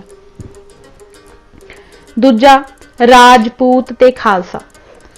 ਜੋ ਵੀ ਰਾਜਪੂਤਾਂ ਦੇ ਇਤਿਹਾਸ ਤੋਂ ਵਾਕਿਫ ਹਨ, ਉਹ ਰਾਜਪੂਤਾਂ ਦੀ ਜਮਾਂ ਮਰਦੀ, ਕੁਰਬਾਨੀ ਦੀ ਸਪਿਰਿਟ, ਉਹਨਾਂ ਦੀ ਵਫਾਦਾਰੀ, ਉਹਨਾਂ ਦੀ ਗੌਰਵ ਦੀ ਭਾਵਨਾ ਅਤੇ ਹੋਰ ਅਜਿਹੇ ਕਈ ਗੁਣਾਂ ਦੇ ਕਾਇਲ ਹੋ ਜਾਂਦੇ ਹਨ। ਪੈਨੇ ਇਸ ਹੱਦ ਤੱਕ ਜਾਂਦਾ ਹੈ ਕਿ ਸੰਸਾਰ ਦੇ ਇਤਿਹਾਸ ਵਿੱਚ ਰਾਜਪੂਤਾਂ ਦੀ ਦ੍ਰਿੜਤਾ ਅਤੇ ਅਡੋਲ ਹੌਸਲੇ ਦੇ ਮੁਕਾਬਲੇ ਦੀ ਕੋਈ ਮਿਸਾਲ ਮੁਸ਼ਕਲ ਨਾਲ ਹੀ ਲੱਭਦੀ ਹੈ। ਬਹੁਤ ਸਾਰੀਆਂ ਕੌਮਾਂ ਦੇ ਡਿੱਗਣ ਦਾ ਕਾਰਨ ਉਹਨਾਂ ਦੇ ਆਚਰਣ ਵਿੱਚ ਪੈਦਾ ਹੋ ਗਈ ਅੰਦਰੂਨੀ ਗਿਰਾਵਟ ਸੀ, ਪਰ ਰਾਜਪੂਤਾਂ ਨੇ ਮੁੱਖ ਤੌਰ ਤੇ ਕਿਸੇ ਮਨੋਰਥ ਦੀ ਏਕਤਾ ਦੀ ਘਾਟ ਕਾਰਨ ਆਪਣੀ ਸ੍ਰੇਸ਼ਟਤਾ ਗਵਾ ਲਈ। ਟੌਡ ਲਿਖਦਾ ਹੈ, ਉਹਨਾਂ ਰਾਜਪੂਤਾਂ ਦੇ ਇਤਿਹਾਸ ਨੂੰ ਜੇ ਗੌਰ ਨਾਲ ਵੇਖੀਏ ਤਾਂ ਬਿਨਾਂ ਕਿਸੇ ਸ਼ੱਕ ਦੇ ਇਹ ਗੱਲ ਸਾਬਤ ਹੁੰਦੀ ਹੈ ਕਿ ਆਪਣੀ ਸੁਰੱਖਿਆ ਨੂੰ ਕਾਇਮ ਰੱਖਣ ਲਈ ਵੀ ਉਹ ਏਕਤਾ ਕਰਨ ਦੇ ਕਦੇ ਕਾਬਲ ਨਹੀਂ ਸਨ। ਇਸ ਦਾ ਕਾਰਨ ਇਹ ਸੀ ਕਿ ਉਹ ਆਪਣੇ ਜਾਗੀਰਦਾਰੀ ਹਿੱਤਾਂ ਨੂੰ ਕਾਇਮ ਰੱਖਣ ਤੋਂ ਬਿਨਾਂ ਕਦੇ ਵੀ ਕਿਸੇ ਉਚੇਰੇ ਮੰਤਵ ਤੋਂ ਪ੍ਰੇਰਨਾ ਨਹੀਂ ਲੈਂਦੇ ਰਹੇ। ਉਹਨਾਂ ਦੇ ਪਿਤਾ ਪੁਰਖੀ ਫੌਜੀ ਜਾਗੀਰਦਾਰੀ ਬਣਤਰ ਵਾਲੇ ਸਮਾਜੀ ਢਾਂਚੇ ਨੇ ਉਹਨਾਂ ਦੀਆਂ ਵਫਾਦਾਰੀਆਂ ਤੇ ਆਰਥਿਕ ਹਿੱਤਾਂ ਨੂੰ ਛੋਟੀਆਂ-ਛੋਟੀਆਂ ਟੁਕੜੀਆਂ ਵਿੱਚ ਵੰਡਿਆ ਹੋਇਆ ਸੀ। ਇਸ ਕਰਕੇ ਉਹ ਇੱਕ ਸਾਂਝੀ ਵੱਡੀ ਰਾਜਪੂਤ ਰਿਆਸਤ ਬਣਾਉਣ ਦਾ ਨਿਸ਼ਾਨਾ ਵੀ ਨਾ ਅਪਣਾ ਸਕੇ। ਨਤੀਜੇ ਦੇ ਤੌਰ ਤੇ ਰਾਜਪੂਤਾਂ ਦੇ ਸਾਰੇ ਗੁਣ ਬਹਾਦਰੀ, ਕੁਰਬਾਨੀ ਤੇ ਵਫਾਦਾਰੀ ਸੌੜੀਆਂ ਲੀਹਾਂ ਵਿੱਚ ਵਗਦੇ ਰਹੇ। ਸਭ ਨੂੰ ਪ੍ਰੇਰਣ ਵਾਲਾ ਆਪਣਾ ਕੋਈ ਸਾਂਝਾ ਕੌਮੀ ਮੰਤਵ ਨਾ ਹੋਣ ਕਾਰਨ ਰਾਜਪੂਤਾਂ, ਜਿਨ੍ਹਾਂ ਦੀਆਂ ਫੌਜੀ ਰਵਾਇਤਾਂ ਬੇਮਿਸਾਲ ਸਨ, ਨੇ ਨਾ ਸਿਰਫ ਆਪਣੇ ਦੁਸ਼ਮਣਾਂ ਦੀ ਅਧੀਨਗੀ ਮਨਜ਼ੂਰ ਕਰ ਲਈ, ਸਗੋਂ ਮੁਗਲਾਂ ਦੀ ਸੱਤਾ ਦੇ ਥੰਮ ਵੀ ਬਣ ਗਏ। ਬਲਕਿ ਇਸ ਤੋਂ ਵੀ ਇੱਕ ਹੋਰ ਕਦਮ ਅੱਗੇ ਜਾ ਕੇ ਰਾਜਪੂਤਾਂ ਵਿੱਚੋਂ ਜੋ ਰਾਣਾ ਪ੍ਰਤਾਪ ਵਰਗੀ ਉੱਚੇ ਇਰਾਦਿਆਂ ਵਾਲੀ ਇੱਕੋ ਇੱਕ ਸ਼ਖਸੀਅਤ ਨਿਕਲੀ, ਜਿਸ ਨੇ ਮੁਗਲਾਂ ਦੀ ਈਨ ਨਾ ਮੰਨੀ, ਉਸ ਨੂੰ ਹਰਾਉਣ ਲਈ ਬਾਕੀ ਰਾਜਪੂਤ ਮੁਗਲਾਂ ਦੇ ਹੱਥ ਠੋਕੇ ਬਣ ਗਏ। ਦੂਜੇ ਪਾਸੇ ਸਿੱਖਾਂ ਵਿੱਚ ਕੋਈ ਖਾਸ ਫੌਜੀ ਪਰੰਪਰਾ ਨਹੀਂ ਸੀ। ਸਿੱਖ ਲਹਿਰ ਵਿੱਚ ਜੋ ਸ਼ੂਦਰ ਸ਼ਾਮਲ ਹੋਏ, ਜਾਤ-ਪਾਤੀ ਸਮਾਜ ਨੇ ਉਹਨਾਂ ਨੂੰ ਸਦੀਆਂ ਤੋਂ ਹਥਿਆਰ ਚੁੱਕਣ ਤੋਂ ਵਰਜਿਆ ਹੋਇਆ ਸੀ। ਜੱਟ ਜੋ ਸ਼ਾਮਲ ਹੋਏ, ਉਹਨਾਂ ਵਿੱਚ ਲੜਾਕਿਆਂ ਦੀਆਂ ਸਫਤਾਂ ਸਨ, ਪਰ ਬਤੌਰੇ ਜੱਟ ਉਹ ਵੀ ਹਮੇਸ਼ਾ ਰਾਜਪੂਤਾਂ ਦੇ ਅਧੀਨ ਰਹੇ ਸਨ। ਭਾਵੇਂ ਰਾਜਸਥਾਨ ਵਿੱਚ ਜੱਟਾਂ ਦੀ ਗਿਣਤੀ ਰਾਜਪੂਤਾਂ ਦੇ ਬਰਾਬਰ ਸੀ, ਪਰ ਸਿੰਧ ਵਿੱਚ ਤਾਂ ਰਾਜਪੂਤਾਂ ਨਾਲੋਂ ਵਧੇਰੇ ਗਿਣਤੀ ਵਿੱਚ ਸਨ। ਖਾਲਸਾ ਮੁਗਲਾਂ ਨਾਲ ਉਦੋਂ ਤੱਕ ਲਗਾਤਾਰ ਲੜਦਾ ਰਿਹਾ ਜਦੋਂ ਤੱਕ ਮੁਗਲਾਂ ਦੀ ਪੂਰੀ ਹਾਰ ਨਹੀਂ ਹੋ ਗਈ। ਰਾਜਪੂਤਾਂ ਤੇ ਖਾਲਸੇ ਦਾ ਜੋ ਮੁਗਲਾਂ ਵੱਲ ਭਿੰਨ-ਭਿੰਨ ਰਵੱਈਆ ਸੀ, ਇਸ ਭਿੰਨਤਾ ਦਾ ਕਾਰਨ ਉਹਨਾਂ ਦੀਆਂ ਵੱਖਰੀਆਂ-ਵੱਖਰੀਆਂ ਕਦਰਾਂ ਸਨ। ਰਾਜਪੂਤ ਆਪਣੇ ਜਾਗੀਰਦਾਰੀ ਹਿੱਤਾਂ ਦੇ ਰੁਤਬੇ ਦੇ ਵਕਾਰ ਵਾਸਤੇ ਲੜਦੇ ਸਨ। ਮੁਗਲਾਂ ਦੇ ਜਾਗੀਰਦਾਰੀ ਢਾਂਚੇ ਵਿੱਚ ਇਹ ਦੋਵੇਂ ਮਨੋਰਥ ਪੂਰੇ ਹੋ ਗਏ। ਖਾਲਸਾ ਮੁਗਲਾਂ ਦੇ ਧਾਰਮਿਕ ਤੇ ਸਿਆਸੀ ਕਬਜ਼ੇ ਦੇ ਖਿਲਾਫ ਇੱਕ ਇਨਕਲਾਬੀ ਮਿਸ਼ਨ ਲਈ ਲੜ ਰਿਹਾ ਸੀ। ਇਸ ਇਨਕਲਾਬੀ ਮਿਸ਼ਨ ਦੀ ਮੁਗਲ ਹਕੂਮਤ ਦੇ ਢਾਂਚੇ ਵਿੱਚ ਥਾਂ ਨਹੀਂ ਹੋ ਸਕਦੀ। ਇਸ ਕਰਕੇ ਖਾਲਸੇ ਦਾ ਮੁਗਲਾਂ ਨਾਲ ਸਮਝੌਤਾ ਕਰ ਲੈਣ ਦੀ ਉੱਕਾ ਗੁੰਜਾਇਸ਼ ਨਹੀਂ ਸੀ। ਖਾਲਸੇ ਨੇ ਅਬਦਾਲੀ ਦੀਆਂ ਸੁਲਾਹ ਕਰ ਲੈਣ ਦੀਆਂ ਕਈ ਪੇਸ਼ਕਸ਼ਾਂ ਨੂੰ ਠੁਕਰਾ ਦਿੱਤਾ ਅਤੇ ਆਲਾ ਸਿੰਘ ਨੂੰ ਅਬਦਾਲੀ ਨਾਲ ਸਮਝੌਤਾ ਕਰ ਲੈਣ ਕਾਰਨ ਜੁਰਮਾਨਾ ਕੀਤਾ ਗਿਆ। ਰਾਜਪੂਤਾਂ ਅਤੇ ਖਾਲਸੇ ਦੇ ਇਤਿਹਾਸ ਵਿੱਚ ਇੱਕ ਹੋਰ ਉਘੜਵਾਂ ਫਰਕ ਇਹ ਹੈ ਕਿ ਰਾਜਪੂਤ ਜਨਤਾ ਵਿੱਚ ਪਹਿਲ ਕਦਮੀ ਦੀ ਘਾਟ ਸੀ। ਰਾਜਸੀ ਬਣਤਰ, ਪਿਤਾ ਪੁਰਖੀ ਤੇ ਜਗੀਰੂ ਹੋਣ ਕਾਰਨ ਆਮ ਰਾਜਪੂਤ ਆਪਣੇ ਠਾਕੁਰ ਦੀ ਅਗਵਾਈ ਉੱਤੇ ਨਿਰਭਰ ਸੀ। ਠਾਕੁਰ ਆਪਣੇ ਮੁਖੀ ਦੀ ਅਗਵਾਈ ਉੱਤੇ ਅਤੇ ਮੁਖੀ ਅੱਗੋਂ ਆਪਣੇ ਤੋਂ ਉੱਪਰਲੇ ਮਾਲਕ ਦੀ ਅਗਵਾਈ ਉੱਤੇ। ਉਹਨਾਂ ਦੀ ਪਰੰਪਰਾ ਨੇ ਵੀ ਉਹਨਾਂ ਨੂੰ ਇਸ ਦਰਜਾ ਬਦਰਜੀ ਦੇ ਮੁਤਾਬਕ ਅੰਨ੍ਹੇਵਾਹ ਪਿੱਛੇ ਚੱਲਣਾ ਸਿਖਾਇਆ ਹੋਇਆ ਸੀ। ਨਤੀਜਾ ਇਹ ਹੋਇਆ ਕਿ ਰਾਜਪੂਤ ਰਾਜੇ ਜਦੋਂ ਮੁਗਲਾਂ ਦੇ ਕੈਂਪ ਵਿੱਚ ਜਾ ਵੜੇ ਤਾਂ ਆਮ ਰਾਜਪੂਤਾਂ ਨੇ ਆਪਣੇ ਆਗੂਆਂ ਦੇ ਇਸ ਕਦਮ ਦੇ ਸਹੀ ਜਾਂ ਗਲਤ ਹੋਣ ਤੇ ਕੋਈ ਕਿੰਤੂ ਨਹੀਂ ਕੀਤਾ। ਉਹ ਚੁੱਪ ਕਰਕੇ ਭੇਡ ਚਾਲੇ ਉਹਨਾਂ ਦੇ ਪਿੱਛੇ ਚਲੇ ਗਏ। ਉਹਨਾਂ ਦੀ ਵਫਾਦਾਰੀ ਵਿਅਕਤੀਆਂ ਨਾਲ ਬੱਝੀ ਹੋਈ ਸੀ, ਕਿਸੇ ਮਿਸ਼ਨ ਨਾਲ ਨਹੀਂ ਸੀ ਜੁੜੀ ਹੋਈ। ਇਸ ਪਰੰਪਰਾ ਦਾ ਇੱਕ ਹੋਰ ਨਤੀਜਾ ਇਹ ਹੋਇਆ ਕਿ ਜਿਸ ਵੇਲੇ ਮੁਗਲ ਸਾਮਰਾਜ ਲੜਖੜਾ ਰਿਹਾ ਸੀ, ਉਸ ਵੇਲੇ ਰਾਜਪੂਤ ਬੌਂਦਲ ਗਏ।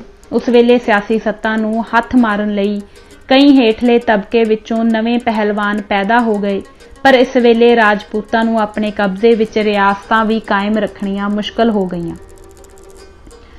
ਉਹ ਮਰਾਠਿਆਂ ਦੇ ਹੱਥਾਂ ਵਿੱਚ ਬਿੱਲੀ ਦੇ ਹੱਥ ਚੂਹੇ ਵਾਂਗੂ ਖਿਡੌਣੇ ਬਣ ਗਏ। ਜ਼ਾਹਰ ਹੈ ਕਿ ਇਹ ਇਸ ਕਾਰਨ ਵਾਪਰਿਆ ਕਿ ਮੁਗਲਾਂ ਦੀ ਸੱਤਾ ਉੱਤੇ ਲੰਮੇ ਅਰਸੇ ਲਈ ਨਿਰਭਰ ਹੋਣ ਦੇ ਆਦੀ ਬਣ ਜਾਣ ਕਾਰਨ ਰਾਜਪੂਤ ਆਗੂਆਂ ਨੇ ਆਪਣੀ ਫੌਜੀ ਤੇ ਸਿਆਸੀ ਪਹਿਲ ਕਦਮੀ ਗੁਆ ਲਈ ਸੀ। ਇਹੀ ਕਾਰਨ ਸੀ ਕਿ ਰਾਜਪੂਤਾਂ ਨੇ ਕੋਈ ਗੁਰੀਲਾ ਲੜਾਈ ਨਹੀਂ ਲੜੀ। क्योंकि गुरीला लड़ाई लई किसी वाजबी आदर्श की प्रेरणा ਅਤੇ समाज ਦੀਆਂ ਸਾਰੀਆਂ ਪੱਧਰਾਂ ਤੇ ਪਹਿਲ ਕਦਮੀ ਚਾਹੀਦੀ ਹੈ। ਰਾਜਪੂਤਾਂ ਵਿੱਚ ਲੋੜੀਂਦੀ ਪ੍ਰੇਰਨਾ ਅਤੇ ਪਹਿਲ ਕਦਮੀ ਦੋਵਾਂ ਦੀ ਘਾਟ ਸੀ। ਇਸ ਦੇ ਉਲਟ ਖਾਲਸੇ ਦੀ ਵਫਾਦਾਰੀ ਇਨਕਲਾਬੀ ਮਿਸ਼ਨ ਨਾਲ ਸੀ ਅਤੇ ਕਿਸੇ ਸ਼ਖਸ ਲਈ ਨਹੀਂ ਸੀ। ਸਿੱਖ ਗੁਰੂ ਇਸ ਨੁਕਤੇ ਤੇ ਸ਼ੁਰੂ ਤੋਂ ਹੀ ਜ਼ੋਰ ਦਿੰਦੇ ਰਹੇ ਸਨ। ਗੁਰੂ ਗੋਬਿੰਦ ਸਿੰਘ ਜੀ ਨੇ ਸਾਰੀ ਅਗਵਾਈ ਸਮੁੱਚੇ ਖਾਲਸੇ ਨੂੰ ਸੌਂਪ ਦਿੱਤੀ ਸੀ। ਇਹ ਉਹਨਾਂ ਦੀ ਟ੍ਰੇਨਿੰਗ ਦਾ ਸਦਕਾ ਹੀ ਸੀ ਕਿ ਖਾਲਸੇ ਨੇ ਗੁਰੂ ਗੋਬਿੰਦ ਸਿੰਘ ਜੀ ਨੂੰ ਕਹਿ ਦਿੱਤਾ ਸੀ ਕਿ ਜੇ ਬੰਦੇ ਨੇ ਨਿੱਜੀ ਸੱਤਾ ਦੀ ਖਾਹਿਸ਼ ਲਈ ਕੰਮ ਕੀਤਾ ਤਾਂ ਉਹ ਉਸ ਦੀ ਅਗਵਾਈ ਨੂੰ ਨਹੀਂ ਮੰਨਣਗੇ। ਇਸੇ ਕਰਕੇ ਜਦੋਂ ਬੰਦਾ ਸਿੱਖ ਸਿਧਾਂਤਾਂ ਤੋਂ ਕੁਰਾਹੇ ਚੱਲਿਆ ਤਾਂ ਖਾਲਸੇ ਨੇ ਉਸ ਨਾਲੋਂ ਤੋੜ ਵਿਛੋੜਾ ਕਰ ਲਿਆ। ਹਾਲਾਂਕਿ ਉਹਨਾਂ ਨੂੰ ਇਹ ਪਤਾ ਸੀ ਕਿ ਇਸ ਤੋੜ ਵਿਛੋੜੇ ਕਾਰਨ ਉਹਨਾਂ ਦੀ ਆਪਣੀ ਹੋਂਦ ਲਈ ਵੀ ਖਤਰਾ ਪੈਦਾ ਹੋ ਸਕਦਾ ਹੈ। ਖਾਲਸੇ ਨੇ ਭਾਰਤੀ ਇਤਿਹਾਸ ਦੀ ਸਭ ਤੋਂ ਵੱਡੀ ਗੁਰੀਲਾ ਜੰਗ ਲੜੀ, ਭਾਵੇਂ ਨਾ ਉਹਨਾਂ ਗੁਰੀਲਿਆਂ ਦੀ ਕੋਈ ਕੇਂਦਰੀ ਜਥੇਬੰਦੀ ਸੀ ਅਤੇ ਨਾ ਹੀ ਉਹਨਾਂ ਦਾ ਕੋਈ ਇੱਕ ਆਗੂ ਸੀ। ਛੋਟੇ-ਛੋਟੇ ਜਥਿਆਂ, ਇੱਥੋਂ ਤੱਕ ਕਿ ਇਕੱਲੇ-ਇਕੱਲੇ ਵਿਅਕਤੀਆਂ ਨੇ ਆਪੋ ਆਪਣੀ ਪਹਿਲ ਕਦਮੀ ਦੇ ਆਸਰੇ ਲੰਮੀ ਜੱਦੋ-ਜਹਿਦ ਕੀਤੀ। ਇਹ ਇਸ ਕਰਕੇ ਹੋ ਸਕਿਆ ਕਿਉਂਕਿ ਉਹਨਾਂ ਵਿੱਚ ਆਪਣੇ ਮਿਸ਼ਨ ਦੀ ਚੰਗਿਆੜੀ ਜਲ ਰਹੀ ਸੀ ਅਤੇ ਉਹਨਾਂ ਵਿੱਚੋਂ ਹਰ ਇੱਕ ਨੂੰ ਇਹ ਸਿਖਾਇਆ ਗਿਆ ਸੀ ਕਿ ਉਹ ਆਪਣੇ ਆਪ ਨੂੰ 1.25 ਲੱਖ ਦੇ ਬਰਾਬਰ ਸਮਝੇ। ਵੱਖ-ਵੱਖ ਦੇਸ਼ਾਂ ਜਾਂ ਕੌਮਾਂ ਦੇ ਲੋਕਾਂ ਵਿਚਕਾਰ ਲੰਮਾ ਚੌੜਾ ਵਖਰੇਵਾ ਨਹੀਂ ਹੁੰਦਾ। ਫਰਕ ਇਸ ਨਾਲ ਪੈਦਾ ਹੁੰਦਾ ਹੈ ਕਿ ਉਹ ਕਿਹੜੇ ਆਦਰਸ਼ਕ ਮਨੋਰਥ ਤੇ ਕਦਰਾਂ ਅਪਣਾਉਂਦੇ ਹਨ ਅਤੇ ਉਹਨਾਂ ਲਈ ਘੋਲ ਕਰਦੇ ਹਨ। ਤੀਜਾ, ਮਰਾਠਾ ਕੌਮ ਪ੍ਰਸਤੀ। ਮਰਾਠਾ ਲਹਿਰ ਮੁਸਲਮਾਨ ਹਾਕਮਾਂ ਦੇ ਖਿਲਾਫ ਉੱਠਣ ਵਾਲੀ ਇੱਕੋ ਇੱਕ ਜੁਝਾਰੂ ਲਹਿਰ ਸੀ ਜੋ ਕਿ ਜਾਤ-ਪਾਤੀ ਸਮਾਜ ਦੇ ਦਾਇਰੇ ਵਿੱਚੋਂ ਉੱਭਰੀ ਅਤੇ ਜਿਸ ਵਿੱਚ ਵੱਖ-ਵੱਖ ਜਾਤਾਂ ਦੇ ਬੰਦਿਆਂ ਨੇ ਸਾਂਝੀ ਕੌਮੀਅਤ ਦੀ ਭਾਵਨਾ ਤੋਂ ਪ੍ਰੇਰਨਾ ਲੈ ਕੇ ਕੁਝ ਅਰਸੇ ਲਈ ਇਕੱਠਿਆਂ ਹੋ ਕੇ ਕੰਮ ਕੀਤਾ। ਇਸ ਲਹਿਰ ਦੇ ਆਗੂ ਸ਼ਿਵਾਜੀ ਸਨ। ਰਾਨਾਡੇ ਨੇ ਉਹਨਾਂ ਹਾਲਾਤ ਦਾ ਵਿਸਥਾਰ ਕੀਤਾ ਹੈ ਜਿਨ੍ਹਾਂ ਨੇ ਮਰਾਠਿਆਂ ਵਿੱਚ ਇੱਕ ਅੱਡਰੀ ਹੋਂਦ ਦਾ ਅਹਿਸਾਸ ਪੈਦਾ ਕੀਤਾ। ਸ਼ਿਵਾਜੀ ਤੋਂ ਪਹਿਲਾਂ ਮਰਾਠਿਆਂ ਵਿੱਚ ਵੱਖਰੀ ਹੋਂਦ ਦੀ ਭਾਵਨਾ ਧੁੰਦਲੀ ਹਾਲਤ ਵਿੱਚ ਤੇ ਬਗੈਰ ਕਿਸੇ ਸੇਧ ਦੇ ਸੀ। ਮਰਾਠੀ ਫੌਜਾਂ ਮਰਾਠਿਆਂ ਦੀ ਕਮਾਨ ਹੇਠ ਹੀ ਦੱਖਣ ਦੀਆਂ ਪਠਾਨ ਰਿਆਸਤਾਂ ਦੇ ਹਿੱਤ ਪੂਰਾ ਕਰਨ ਵਿੱਚ ਲੱਗੀਆਂ ਹੋਈਆਂ ਸਨ। ਉਹਨਾਂ ਨੇ ਮਰਾਠਿਆਂ ਦੇ ਆਪਣੇ ਹਿੱਤਾਂ ਨੂੰ ਪੂਰਾ ਕਰਨ ਦਾ ਰਾਹ ਕਦੇ ਨਹੀਂ ਅਪਣਾਇਆ ਸੀ। ਉਹਨਾਂ ਵਿੱਚ ਹਿੰਦੂ ਕੌਮ ਪ੍ਰਸਤੀ ਜਾਂ ਹਿੰਦੂ ਧਰਮ ਲਈ ਵੀ ਉਗੜਵੀਂ ਭਾਵਨਾ ਨਜ਼ਰ ਨਹੀਂ ਪੈਂਦੀ, ਕਿਉਂਕਿ ਜੇ ਇਹ ਭਾਵਨਾ ਹੁੰਦੀ ਤਾਂ ਸ਼ਿਵਾਜੀ ਦਾ ਪਿਤਾ ਕਿਉਂ ਕਰਨਾਟਕ ਦੀ ਉਸ ਮੁਹਿੰਮ ਦਾ ਕਮਾਂਡਰ ਬਣਿਆ ਜਿਸ ਮੁਹਿੰਮ ਵਿੱਚ ਹਿੰਦੂ ਧਰਮ ਨੂੰ ਬੇਰਹਿਮੀ ਨਾਲ ਉਜਾੜਿਆ ਗਿਆ, ਮੰਦਰਾਂ ਨੂੰ ਅਪਵਿੱਤਰ ਕੀਤਾ ਗਿਆ, ਬੁੱਤ ਤੋੜੇ ਗਏ, ਔਰਤਾਂ ਦੀ ਬੇਪਤੀ ਕੀਤੀ ਗਈ ਅਤੇ ਸਦੀਆਂ ਤੋਂ ਇਕੱਠੀ ਕੀਤੀ ਗਈ ਦੌਲਤ ਰੋੜੀ ਗਈ। ਹਿੰਦੂਆਂ ਦੇ ਇਤਿਹਾਸ ਦੇ ਇਸ ਕਾਲੇ ਦੌਰ ਵਿੱਚ ਆਪਣੇ ਵੱਡੇ ਵਡੇਰਿਆਂ ਦੀ ਮਿੱਟੀ ਅਤੇ ਇਸ ਦੇ ਦੇਵਤਿਆਂ ਦੇ ਮੰਦਰਾਂ ਤੋਂ ਬਚਾਅ ਲਈ ਬਹਾਦਰੀ ਨਾਲ ਲੜਨ ਦੀ ਬਜਾਏ ਮਹਾਰਾਸ਼ਟਰ ਨੇ ਮੁਸਲਮਾਨ ਜੇਤੂਆਂ ਨੂੰ ਬਾਕੀ ਭਾਰਤ ਨੂੰ ਗੁਲਾਮ ਬਣਾਉਣ ਵਾਸਤੇ ਜੰਗੀ ਤਾਕਤ ਅਰਪਣ ਕੀਤੀ। ਇਸ ਪ੍ਰਾਪਤੀ ਦਾ ਸਿਹਰਾ ਸ਼ਿਵਾਜੀ ਨੂੰ ਜਾਂਦਾ ਹੈ ਕਿ ਉਸਨੇ ਮਹਾਰਾਸ਼ਟਰੀਆ ਵਿੱਚ ਆਪਣੀ ਕਿਸਮਤ ਚਮਕਾਉਣ ਦੀ ਪ੍ਰੇਰਨਾ ਜਗਾਈ। ਮਹਾਰਾਸ਼ਟਰ ਦੀਆਂ ਵੱਖ-ਵੱਖ ਜਾਤਾਂ ਨੂੰ ਇੱਕ ਵੱਡੀ ਸ਼ਕਤੀ ਦੇ ਰੂਪ ਵਿੱਚ ਇਕੱਠਾ ਜੋੜਿਆ ਅਤੇ ਇੱਕ ਵੱਡਾ ਰਾਜ ਕਾਇਮ ਕੀਤਾ। ਜਾਤ-ਪਾਤੀ ਸਮਾਜ ਵਿੱਚ ਇਹ ਇੱਕੋ ਇੱਕ ਅਨੋਖੀ ਪ੍ਰਾਪਤੀ ਸੀ ਕਿਉਂਕਿ ਜਾਤ-ਪਾਤੀ ਕੌਮ ਪ੍ਰਸਤੀ ਦੀ ਵਿਰੋਧੀ ਹੈ।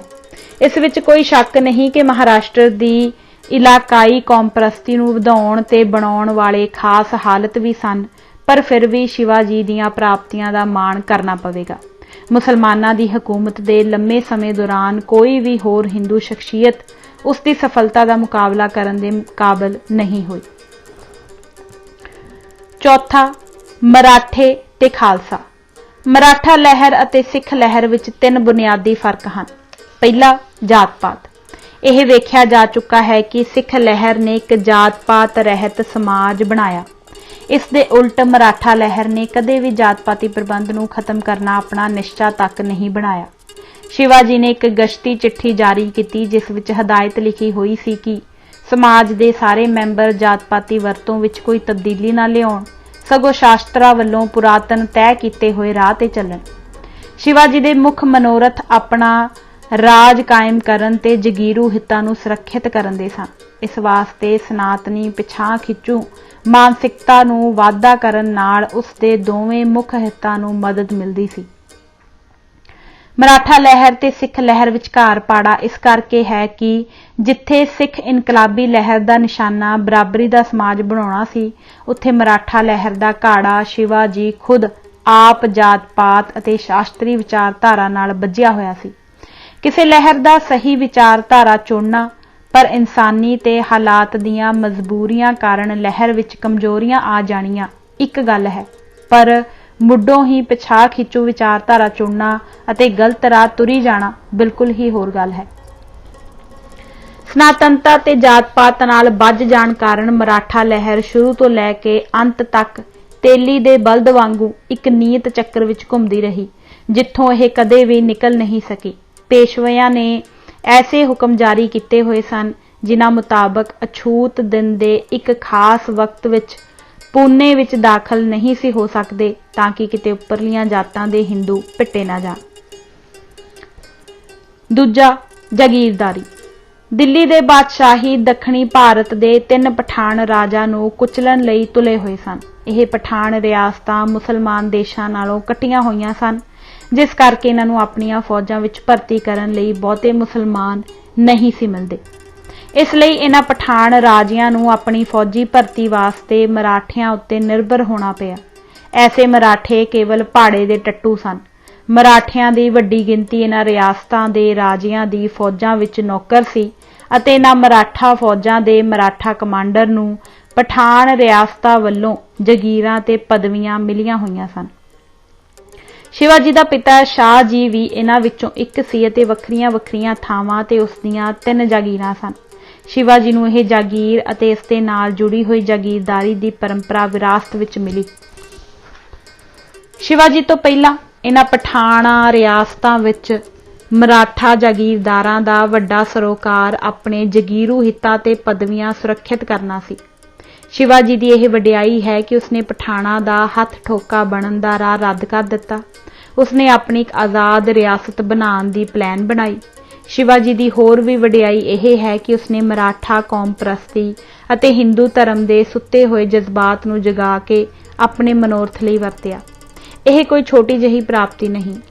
ਭਾਰਤ ਵਿੱਚ ਮੁਸਲਮਾਨਾਂ ਦੇ ਰਾਜ ਦੇ ਲੰਮੇ ਇਤਿਹਾਸ ਦੇ ਦੌਰਾਨ ਕਿਸੇ ਵੀ ਹੋਰ ਸ਼ਖਸੀਅਤ ਨੇ ਇਹ ਕੰਮ ਇੰਨੀ ਸਫਲਤਾ ਨਾਲ ਨਹੀਂ ਕੀਤਾ, ਪਰ ਇਸ ਹਕੀਕਤ ਤੋਂ ਵੀ ਮੂੰਹ ਨਹੀਂ ਮੋੜਿਆ ਜਾ ਸਕਦਾ ਕਿ ਸ਼ਿਵਾ ਜੀ ਨੇ ਆਪਣੇ ਜੀਵਨ ਵਿੱਚ ਕਦੇ ਵੀ ਜਾਗੀਰ ਜਾਂ ਜਾਗੀਰਦਾਰੀ ਪਰੰਪਰਾ ਨੂੰ ਛੱਡਣ ਬਾਰੇ ਸੋਚਿਆ ਵੀ ਨਹੀਂ ਸੀ।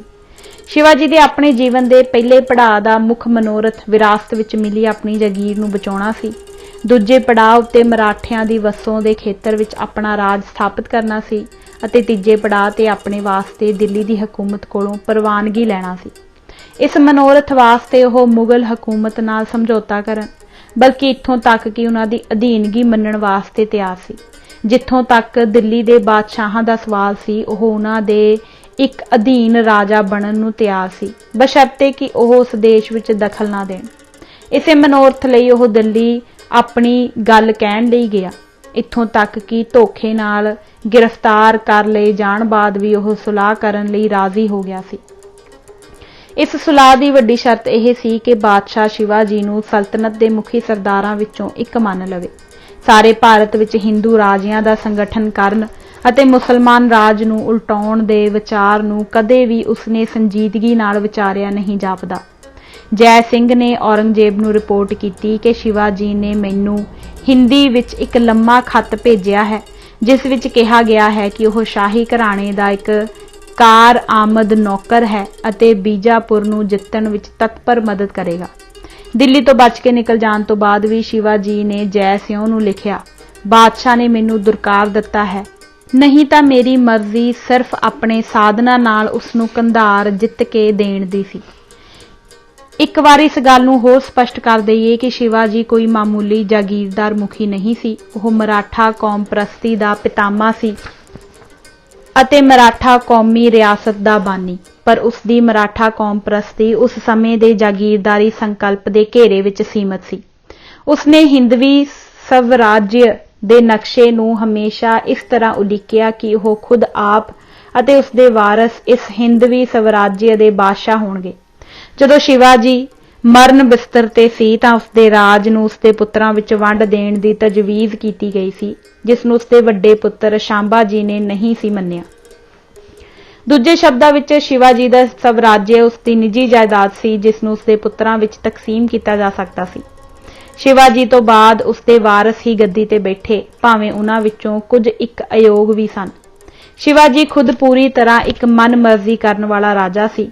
ਭਾਵੇਂ ਉਹ ਖੁੱਲ੍ਹੇ ਤੌਰ ਤੇ ਆਪਣੇ ਮੰਤਰੀਆਂ ਦੀ ਸਲਾਹ ਲੈਂਦਾ ਸੀ, ਪਰ ਅਕਸਰ ਉਹਨਾਂ ਦੀ ਸਲਾਹ ਨੂੰ ਰੱਦ ਕਰ ਦਿੰਦਾ ਸੀ ਅਤੇ ਜਿਵੇਂ ਆਪ ਬਿਹਤਰ ਸਮਝਦਾ ਸੀ ਉਸੇ ਤਰ੍ਹਾਂ ਹੀ ਕਰਦਾ ਸੀ। ਸ਼ਾਂਬਾਜੀ ਦੇ ਸਮੇਂ ਅਸ਼ਟ ਪ੍ਰਧਾਨਾਂ ਦੀ ਰਾਜ ਦੀ ਜ਼ਿੰਮੇਵਾਰੀ ਲਗਭਗ ਖਤਮ ਕਰ ਦਿੱਤੀ ਗਈ ਸੀ। ਸਾਰੀ ਰਾਜਸੀ ਤਾਕਤ ਪੇਸ਼ਵਿਆਂ ਨੇ ਆਪਣੇ ਹੱਥਾਂ ਵਿੱਚ ਇਕੱਠੀ ਕਰ ਲਈ ਸੀ। ਉਹ ਆਪ ਹੀ ਖੁਦ ਜਰਨੈਲ ਸਨ, ਖੁਦ ਆਪੇ ਹੀ ਖਜ਼ਾਨਾ ਮੰਤਰੀ ਤੇ ਵਿਦੇਸ਼ੀ ਮੰਤਰੀ ਵੀ ਸਨ। ਪੇਸ਼ਵਾ ਦੀ ਪਦਵੀ ਵੀ ਜੱਦੀ ਬਣ ਗਈ ਅਤੇ ਸ਼ਿਵਾਜੀ ਦੇ ਸਵਰਾਜਯ ਨੇ ਪੇਸ਼ਵਿਆਂ ਦੇ ਸਵਰਾਜਯ ਦਾ ਰੂਪ ਵਟਾ ਲਿਆ। ਮਰਾਠਾ ਲਹਿਰ ਅਤੇ ਖਾਲਸਾ ਸਮੇਂ ਦੀ ਸਿੱਖ ਲਹਿਰ ਜੋ ਗਰੀਬ ਜਨਤਾ ਦੇ ਹਿੱਤਾਂ ਲਈ ਰਾਜਸੀ ਸੱਤਾ ਉੱਤੇ ਕਬਜ਼ਾ ਕਰਨਾ ਚਾਹੁੰਦੀ ਸੀ, ਦਾ ਆਪਸ ਵਿਚਕਾਰ ਟਾਕਰਾ ਕਰਨਾ ਫੱਬਦਾ ਨਹੀਂ। ਇਨਕਲਾਬੀ ਸਿੱਖ ਲਹਿਰ ਵਿੱਚ ਜਾਗੀਰਦਾਰੀ ਅਤੇ ਇੱਕ ਪੁਰਖੇ ਰਾਜ ਵਾਸਤੇ ਕੋਈ ਥਾਂ ਨਹੀਂ ਸੀ। ਗੁਰੂਆਂ ਨੇ ਅਗਵਾਈ ਸਮੂਹ ਖਾਲਸੇ ਨੂੰ ਸੌਂਪ ਦਿੱਤੀ ਸੀ। ਜਦੋਂ ਬੰਦੇ ਨੇ ਬਾਦਸ਼ਾਹ ਬਣਨਾ ਚਾਹਿਆ ਤਾਂ ਤੱਤ ਖਾਲਸੇ ਨੇ ਉਸ ਨਾਲੋਂ ਤੋੜ ਵਿਛੋੜਾ ਕਰ ਲਿਆ। ਅਸੀਂ ਇਹ ਵੀ ਵੇਖ ਚੁੱਕੇ ਹਾਂ ਕਿ ਕਿਵੇਂ ਇੱਕ ਖਾਸ ਇਕੱਠ ਇਸ ਕਰਕੇ ਬੁਲਾਇਆ ਗਿਆ ਕਿ ਜੱਸਾ ਸਿੰਘ ਨੇ ਜੋ ਆਪਣੇ ਨਾਂ ਤੇ ਸਿੱਕਾ ਚਲਾਇਆ ਸੀ ਉਸ ਨੂੰ ਵਾਪਸ ਲਿਆ ਜਾਏ। ਇਹ ਕੋਈ ਅਣਭੋਲ ਹੋਇਆ ਵਾਕਿਆ ਨਹੀਂ ਸੀ। ਇਹ ਇੱਕ ਸੋਚਿਆ ਸਮਝਿਆ ਸਾਂਝਾ ਫੈਸਲਾ ਸੀ ਜਿਸ ਦਾ ਮਨੋਰਥ ਨਿੱਜੀ ਸੱਤਾ ਨੂੰ ਕਾਇਮ ਕਰਨ ਦੇ ਰੁਝਾਨ ਨੂੰ ਸਿਰ ਚੁੱਕਦਿਆਂ ਹੀ ਦਬਾ ਦੇਣਾ ਸੀ। ਫਿਰ ਵੀ ਖਾਲਸੇ ਦੇ ਸਮੇਂ ਤੋਂ ਉਪਰੰਤ ਜਾਗੀਰਦਾਰੀ ਨੇ ਆਪਣਾ ਸਿਰ ਚੁੱਕਿਆ। ਸਾਡੀ ਲਿਖਤ ਦਾ ਸਬੰਧ ਇਸ ਸਮੇਂ ਨਾਲ ਨਹੀਂ, ਪਰ ਅਸੀਂ ਇਹ ਦੱਸ ਦੇਣਾ ਚਾਹੁੰਦੇ ਹਾਂ ਕਿ ਸਿੱਖਾਂ ਵਿੱਚ ਇਹ ਨਵੀਂ ਉੱਠੀ ਜਾਗੀਰਦਾਰੀ ਰਾਜਪੂਤਾਂ ਜਾਂ ਮਰਾਠਿਆਂ ਦੀ ਜਾਗੀਰਦਾਰੀ ਨਾਲੋਂ ਆਪਣੇ ਰੂਪ ਅਤੇ ਅਸਲੇ ਵਿੱਚ ਦੋਹਾਂ ਪੱਖੋਂ ਵੱਖਰੀ ਕਿਸਮ ਦੀ ਸੀ। ਰਾਜਪੂਤੀ ਬਣਤਰ ਬਿਨਾਂ ਕਿਸੇ ਮਿਲਾਵਟ ਤੇ 16 ਆਨੇ ਸ਼ੁੱਧ ਜਾਗੀਰਦਾਰਾਨਾ ਸੀ। ਮਰਾਠਾ ਲਹਿਰ ਸ਼ੁਰੂ ਤੋਂ ਹੀ ਇਲਾਕਾਈ ਕੌਮ ਪ੍ਰਸਤੀ ਅਤੇ ਜਾਗੀਰਦਾਰੀ ਦੇ ਮੇਲ ਤੋਂ ਬਣੀ ਸੀ, ਪਰ ਸਿੱਖ ਮਿਸਲਾਂ ਅਤੇ ਰਣਜੀਤ ਸਿੰਘ ਦੇ ਸਮੇਂ ਵਿੱਚ ਜਾਗੀਰਦਾਰੀ ਸਿੱਖ ਇਨਕਲਾਬ ਵਿੱਚ ਚੋਰ ਦਰਵਾਜ਼ਿਓਂ ਦਾਖਲ ਹੋਈ। ਐਸਾ ਹੋਣ ਨਾਲ ਸਿੱਖ ਜਾਗੀਰਦਾਰੀ ਦੇ ਰੂਪ ਅਤੇ ਇਸ ਦੀ ਚੜ੍ਹਤ ਵਿੱਚ ਫਰਕ ਪਿਆ। ਇੱਕ ਵੱਡਾ ਫਰਕ ਇਹ ਸੀ ਕਿ ਖਾਲਸੇ ਦੇ ਸਮੇਂ ਤੋਂ ਬਾਅਦ ਸਿੱਖ ਲਹਿਰ ਵਿੱਚ ਜਾਗੀਰਦਾਰ ਬੜੀ ਚੌਕਸੀ ਨਾਲ ਅਤੇ ਹੌਲੀ-ਹੌਲੀ ਦਾਖਲ ਹੋਈ, ਪਰ ਮਰਾਠਿਆਂ ਦੀ ਕੌਮ ਪ੍ਰਸਤੀ ਸ਼ੁਰੂ ਤੋਂ ਹੀ ਜਾਗੀਰਦਾਰੀ ਸ਼ਖਸੀਅਤਾਂ ਅਤੇ ਸੰਸਥਾਵਾਂ ਨਾਲ ਬੱਝੀ ਹੋਈ ਸੀ। ਦੂਜਾ ਫਰਕ ਇਹ ਸੀ ਕਿ ਮਰਾਠਾ ਲਹਿਰ ਵਿੱਚ ਵੱਖ-ਵੱਖ ਜਾਤਾਂ ਦੇ ਇਨਸਾਨਾਂ ਨੇ ਹਿੱਸਾ ਤਾਂ ਲਿਆ, ਪਰ ਉਹਨਾਂ ਨੇ ਆਪਣੀਆਂ ਜਾਤਾਂ ਨਹੀਂ ਸੀ ਛੱਡੀਆਂ। ਇਸ ਦਾ ਨਤੀਜਾ ਇਹ ਨਿਕਲਿਆ ਕਿ ਮਰਾਠਾ ਲਹਿਰ ਦੀ ਅਗਵਾਈ ਹਮੇਸ਼ਾ ਜਾਗੀਰਦਾਰਾਂ ਅਤੇ ਉੱਪਰਲੀਆਂ ਜਾਤਾਂ ਦੇ ਹੱਥਾਂ ਵਿੱਚ ਰਹੀ, ਜਿਸ ਕਾਰਨ ਬ੍ਰਾਹਮਣਾਂ ਤੇ ਪ੍ਰਭੂਆਂ ਨੇ ਰਾਜਸੀ ਤਾਕਤ ਅਤੇ ਇਸ ਤੋਂ ਪ੍ਰਾਪਤ ਹੋਣ ਵਾਲੇ ਫਾਇਦਿਆਂ ਨੂੰ ਹਥਿਆ ਲਿਆ। ਦੂਜੇ ਪਾਸੇ ਸਿੱਖ ਲਹਿਰ ਗਰੀਬ ਜਨਤਕ ਆਦਰਸ਼ਾਂ ਦੇ ਸਹਾਰੇ ਪਲੀ। ਜਾਗੀਰਦਾਰੀ ਨੂੰ ਆਪਣੀਆਂ ਜੜ੍ਹਾਂ ਉਹਨਾਂ ਲੋਕਾਂ ਵਿੱਚ ਲਾਉਣੀਆਂ ਪਈਆਂ ਜਿਨ੍ਹਾਂ ਨੇ ਆਜ਼ਾਦੀ, ਬਰਾਬਰੀ ਤੇ ਭਰਾਤਰੀ ਭਾਵ ਦਾ ਸਵਾਦ ਚੱਖ ਲਿਆ ਸੀ। ਇੱਥੋਂ ਤੱਕ ਕਿ ਖਾਲਸੇ ਤੋਂ ਬਾਅਦ ਦੇ ਸਮੇਂ ਵਿੱਚ ਵੀ ਜੱਟ ਇੱਕ ਤਰਖਾਣ ਤੇ ਇੱਕ ਕਲਾਲ ਹੀ ਮਿਸਲਾਂ ਦੇ ਆਗੂ ਬਣੇ। ਉੱਪਰਲੀਆਂ ਜਾਤਾਂ ਵਿੱਚੋਂ ਕੋਈ ਵੀ ਕਿਸੇ ਮਿਸਲ ਦਾ ਆਗੂ ਨਹੀਂ ਸੀ ਬਣ ਸਕਿਆ। ਜਾਤ-ਪਾਤੀ ਪ੍ਰਸੰਗ ਵਿੱਚ ਇਹ ਗੱਲ ਕਿਤੇ ਸੋਚੀ ਵੀ ਨਹੀਂ ਜਾ ਸਕਦੀ ਸੀ ਕਿ ਰਾਜਸੀ ਸੱਤਾ ਉੱਪਰਲੀਆਂ ਜਾਤਾਂ ਦੇ ਕਬਜ਼ੇ ਵਿੱਚੋਂ ਨਿਕਲ ਕੇ ਹੇਠਲੀਆਂ ਜਾਤਾਂ ਦੇ ਕਬਜ਼ੇ ਵਿੱਚ ਆ ਸਕਦੀ ਹੋਵੇ। ਇਨਕਲਾਬ ਤੋਂ ਬਾਅਦ ਦੇ ਸਮੇਂ ਵਿੱਚ ਵੀ ਹੋਰ ਕੌਮਾਂ ਦੇ ਜਾਗੀਰਦਾਰਾਂ ਦੇ ਟਾਕਰੇ ਸਿੱਖ ਆਗੂ ਨਾ ਤਾਂ ਸਿਆਸੀ ਸੱਤਾ ਦੇ ਵਾਹਦ ਮਾਲਕ ਬਣ ਸਕੇ ਸਨ ਅਤੇ ਨਾ ਹੀ ਸਾਰੀ ਜ਼ਮੀਨ ਤੇ ਇਕਲੌਤਾ ਹੱਕ ਕਾਇਮ ਕਰ ਸਕੇ।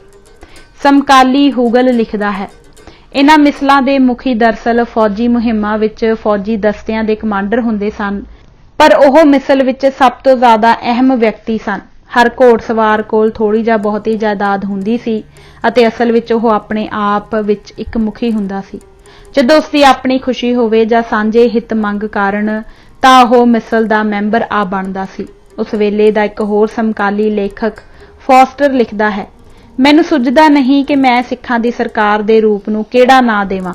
ਪਹਿਲੀ ਵਾਰ ਵੇਖਿਆ ਇਹ ਸਰਦਾਰਾਂ ਦੀ ਹਕੂਮਤ ਜਾਪਦੀ ਹੈ, ਪਰ ਨੇੜੇ ਦੀ ਪਰਖ ਤੋਂ ਪਤਾ ਲੱਗਦਾ ਹੈ ਕਿ ਇਸ ਦੇ ਸਰੀਰ ਦੇ ਬਹੁਤੇ ਹਿੱਸਿਆਂ ਵਿੱਚ ਲੋਕ ਸੱਤਾ ਦੀਆਂ ਨਾੜੀਆਂ ਦਾ ਤਾਣਾ ਫੈਲਿਆ ਹੋਇਆ ਹੈ। ਸਿੱਖਾਂ ਦੇ ਸਮਾਜ ਵਿੱਚ ਰੁਤਬੇ ਤੇ ਦਰਜੇ ਦੀ ਬਰਾਬਰੀ ਨੂੰ ਕਾਇਮ ਰੱਖਿਆ ਜਾਂਦਾ ਹੈ, ਜਿਸ ਨੂੰ ਭੰਗ ਕਰਨ ਦੀ ਕਿਸੇ ਵੀ ਮਨੁੱਖ ਨੂੰ ਭਾਵੇਂ ਉਹ ਕਿੱਡਾ ਹੀ ਅਮੀਰ ਜਾਂ ਸ਼ਕਤੀਸ਼ਾਲੀ ਕਿਉਂ ਨਾ ਹੋਵੇ, ਖੁੱਲ੍ਹ ਨਹੀਂ ਦਿੱਤੀ ਜਾਂਦੀ। ਰਣਜੀਤ ਸਿੰਘ ਵੀ ਖਾਲਸੇ ਦੀਆਂ ਜ਼ਬਰਦਸਤ ਜਮਹੂਰੀ ਰਵਾਇਤਾਂ ਤੋਂ ਭਲੀ ਪ੍ਰਕਾਰ ਜਾਣੂ ਸੀ ਅਤੇ ਹਮੇਸ਼ਾ ਚੌਕਸ ਰਹਿੰਦਾ ਸੀ ਕਿ ਇਹਨਾਂ ਦੀ ਖੁੱਲ੍ਹਮ-ਖੁੱਲ੍ਹਾ ਖਿਲਾਫ ਵਰਜ਼ੀ ਕਰਕੇ ਸਿੱਖਾਂ ਦੇ ਜਜ਼ਬਾਤ ਨੂੰ ਠੇਸ ਨਾ ਲਾਏ। ਖਾਲਸੇ ਨੂੰ ਖਾਲਸਾ ਜੀਓ ਕਿਹਾ ਜਾਂਦਾ ਸੀ ਅਤੇ ਉਸ ਦੀ ਸਰਕਾਰ ਨੂੰ ਸਰਕਾਰ-ਏ ਖਾਲਸਾ ਜੀਓ ਕਿਹਾ ਜਾਂਦਾ ਸੀ। ਉਸਨੇ ਕਦੇ ਤਖਤ ਉੱਤੇ ਬੈਠਣ ਦਾ ਹੌਸਲਾ ਨਹੀਂ ਕੀਤਾ ਤੇ ਸਰਕਾਰੀ ਮੋਹਰ ਉੱਤੇ ਉਸਦਾ ਨਾਂ ਨਹੀਂ ਸੀ। ਇਸ ਤੋਂ ਜਾਤ-ਪਾਤੀ ਸਮਾਜ ਅਤੇ ਜਾਗੀਰਦਾਰੀ ਆ ਵੜਨ ਵੇਲੇ ਦੇ ਵੀ ਸਿੱਖ ਸਮਾਜ ਵਿਚਕਾਰ ਫਰਕ ਸਪਸ਼ਟ ਹੋ ਜਾਂਦਾ ਹੈ। ਜਾਤ-ਪਾਤੀ ਸਮਾਜ ਵਿੱਚ ਸ਼ਿਵਾਜੀ ਆਪਣੇ ਰਾਜ ਹੋਣ ਦੇ ਦਰਜੇ ਉੱਤੇ ਬ੍ਰਾਹਮਣਾਂ ਦੀ ਮੋਹਰ ਲਵਾਉਣ ਲਈ ਨੱਠਾ ਫਿਰਦਾ ਰਿਹਾ, ਪਰ ਰਣਜੀਤ ਸਿੰਘ ਖਾਲਸਾ ਜਮਹੂਰੀ ਪਰੰਪਰਾ ਤੇ ਅਕਾਲੀਆਂ ਤੋਂ ਡਰਦਾ ਰਾਜ ਸਿੰਘਾਸਨ ਲਾ ਕੇ ਨਹੀਂ ਸੀ ਬੈਠਦਾ। ਸਾਨੂੰ ਇਹੋ ਜਿਹੀ ਮਿਸਾਲ ਰਾਜਪੂਤਾਂ ਤੇ ਮਰਾਠਿਆਂ ਦੇ ਇਤਿਹਾਸ ਵਿੱਚ ਨਹੀਂ ਲੱਭਦੀ, ਕਿਉਂਕਿ ਉਹਨਾਂ ਦੀ ਕੋਈ ਵੀ ਗਰੀਬ ਜਨਤਕ ਪਰੰਪਰਾ ਨਹੀਂ ਸੀ ਜਿਸ ਨੂੰ ਵਿਖਾਵੇ ਮਾਤਰ ਹੀ ਮਾਨਤਾ ਦੇਣ ਦੀ ਕੋਸ਼ਿਸ਼ ਕੀਤੀ ਜਾਂਦੀ। ਰਣਜੀਤ ਸਿੰਘ ਤੋਂ ਬਾਅਦ ਵੀ ਫੌਜੀ ਟੁਕੜੀਆਂ ਵੱਲੋਂ ਚੁਣੀਆਂ ਗਈਆਂ ਪੰਚਾਇਤਾਂ ਦੀਆਂ ਕਮੇਟੀਆਂ ਦੇ ਹੱਥ ਤਾਕਤ ਦੀ ਵਾਗਡੋਰ ਆ ਗਈ। ਇਸ ਦੇ ਕੁਝ ਬਦਕਿਸਮਤੀ ਵਾਲੇ ਨਤੀਜੇ ਵੀ ਨਿਕਲੇ, ਪਰ ਜਿਸ ਗੱਲ ਤੇ ਅਸੀਂ ਜ਼ੋਰ ਦੇਣਾ ਚਾਹੁੰਦੇ ਹਾਂ ਉਹ ਇਹ ਹੈ ਕਿ ਇਹ ਸਿੱਖ ਜਮਹੂਰੀ ਪਰੰਪਰਾ ਕਿਤਨੀ ਜ਼ਬਰਦਸਤ ਸੀ ਜੋ ਕਿ ਇਹ ਧੱਕਾ ਲੱਗਣ ਤੋਂ ਬਾਅਦ ਵੀ ਮੁੜ ਸੰਭਲੀ। ਪੰਨਾ ਨੰਬਰ 250 ਅਤੇ ਇਸ ਦੇ ਨਾਲ ਹੀ ਅਸੀਂ ਇਹ ਕਿਤਾਬ ਅੱਜ ਇੱਥੋਂ ਤੱਕ ਹੀ ਪੜ੍ਹਾਂਗੇ। ਇਜਾਜ਼ਤ ਦਿਓ। ਵਾਹਿਗੁਰੂ ਜੀ ਕਾ ਖਾਲਸਾ, ਵਾਹਿਗੁਰੂ ਜੀ ਕੀ ਫਤਿਹ।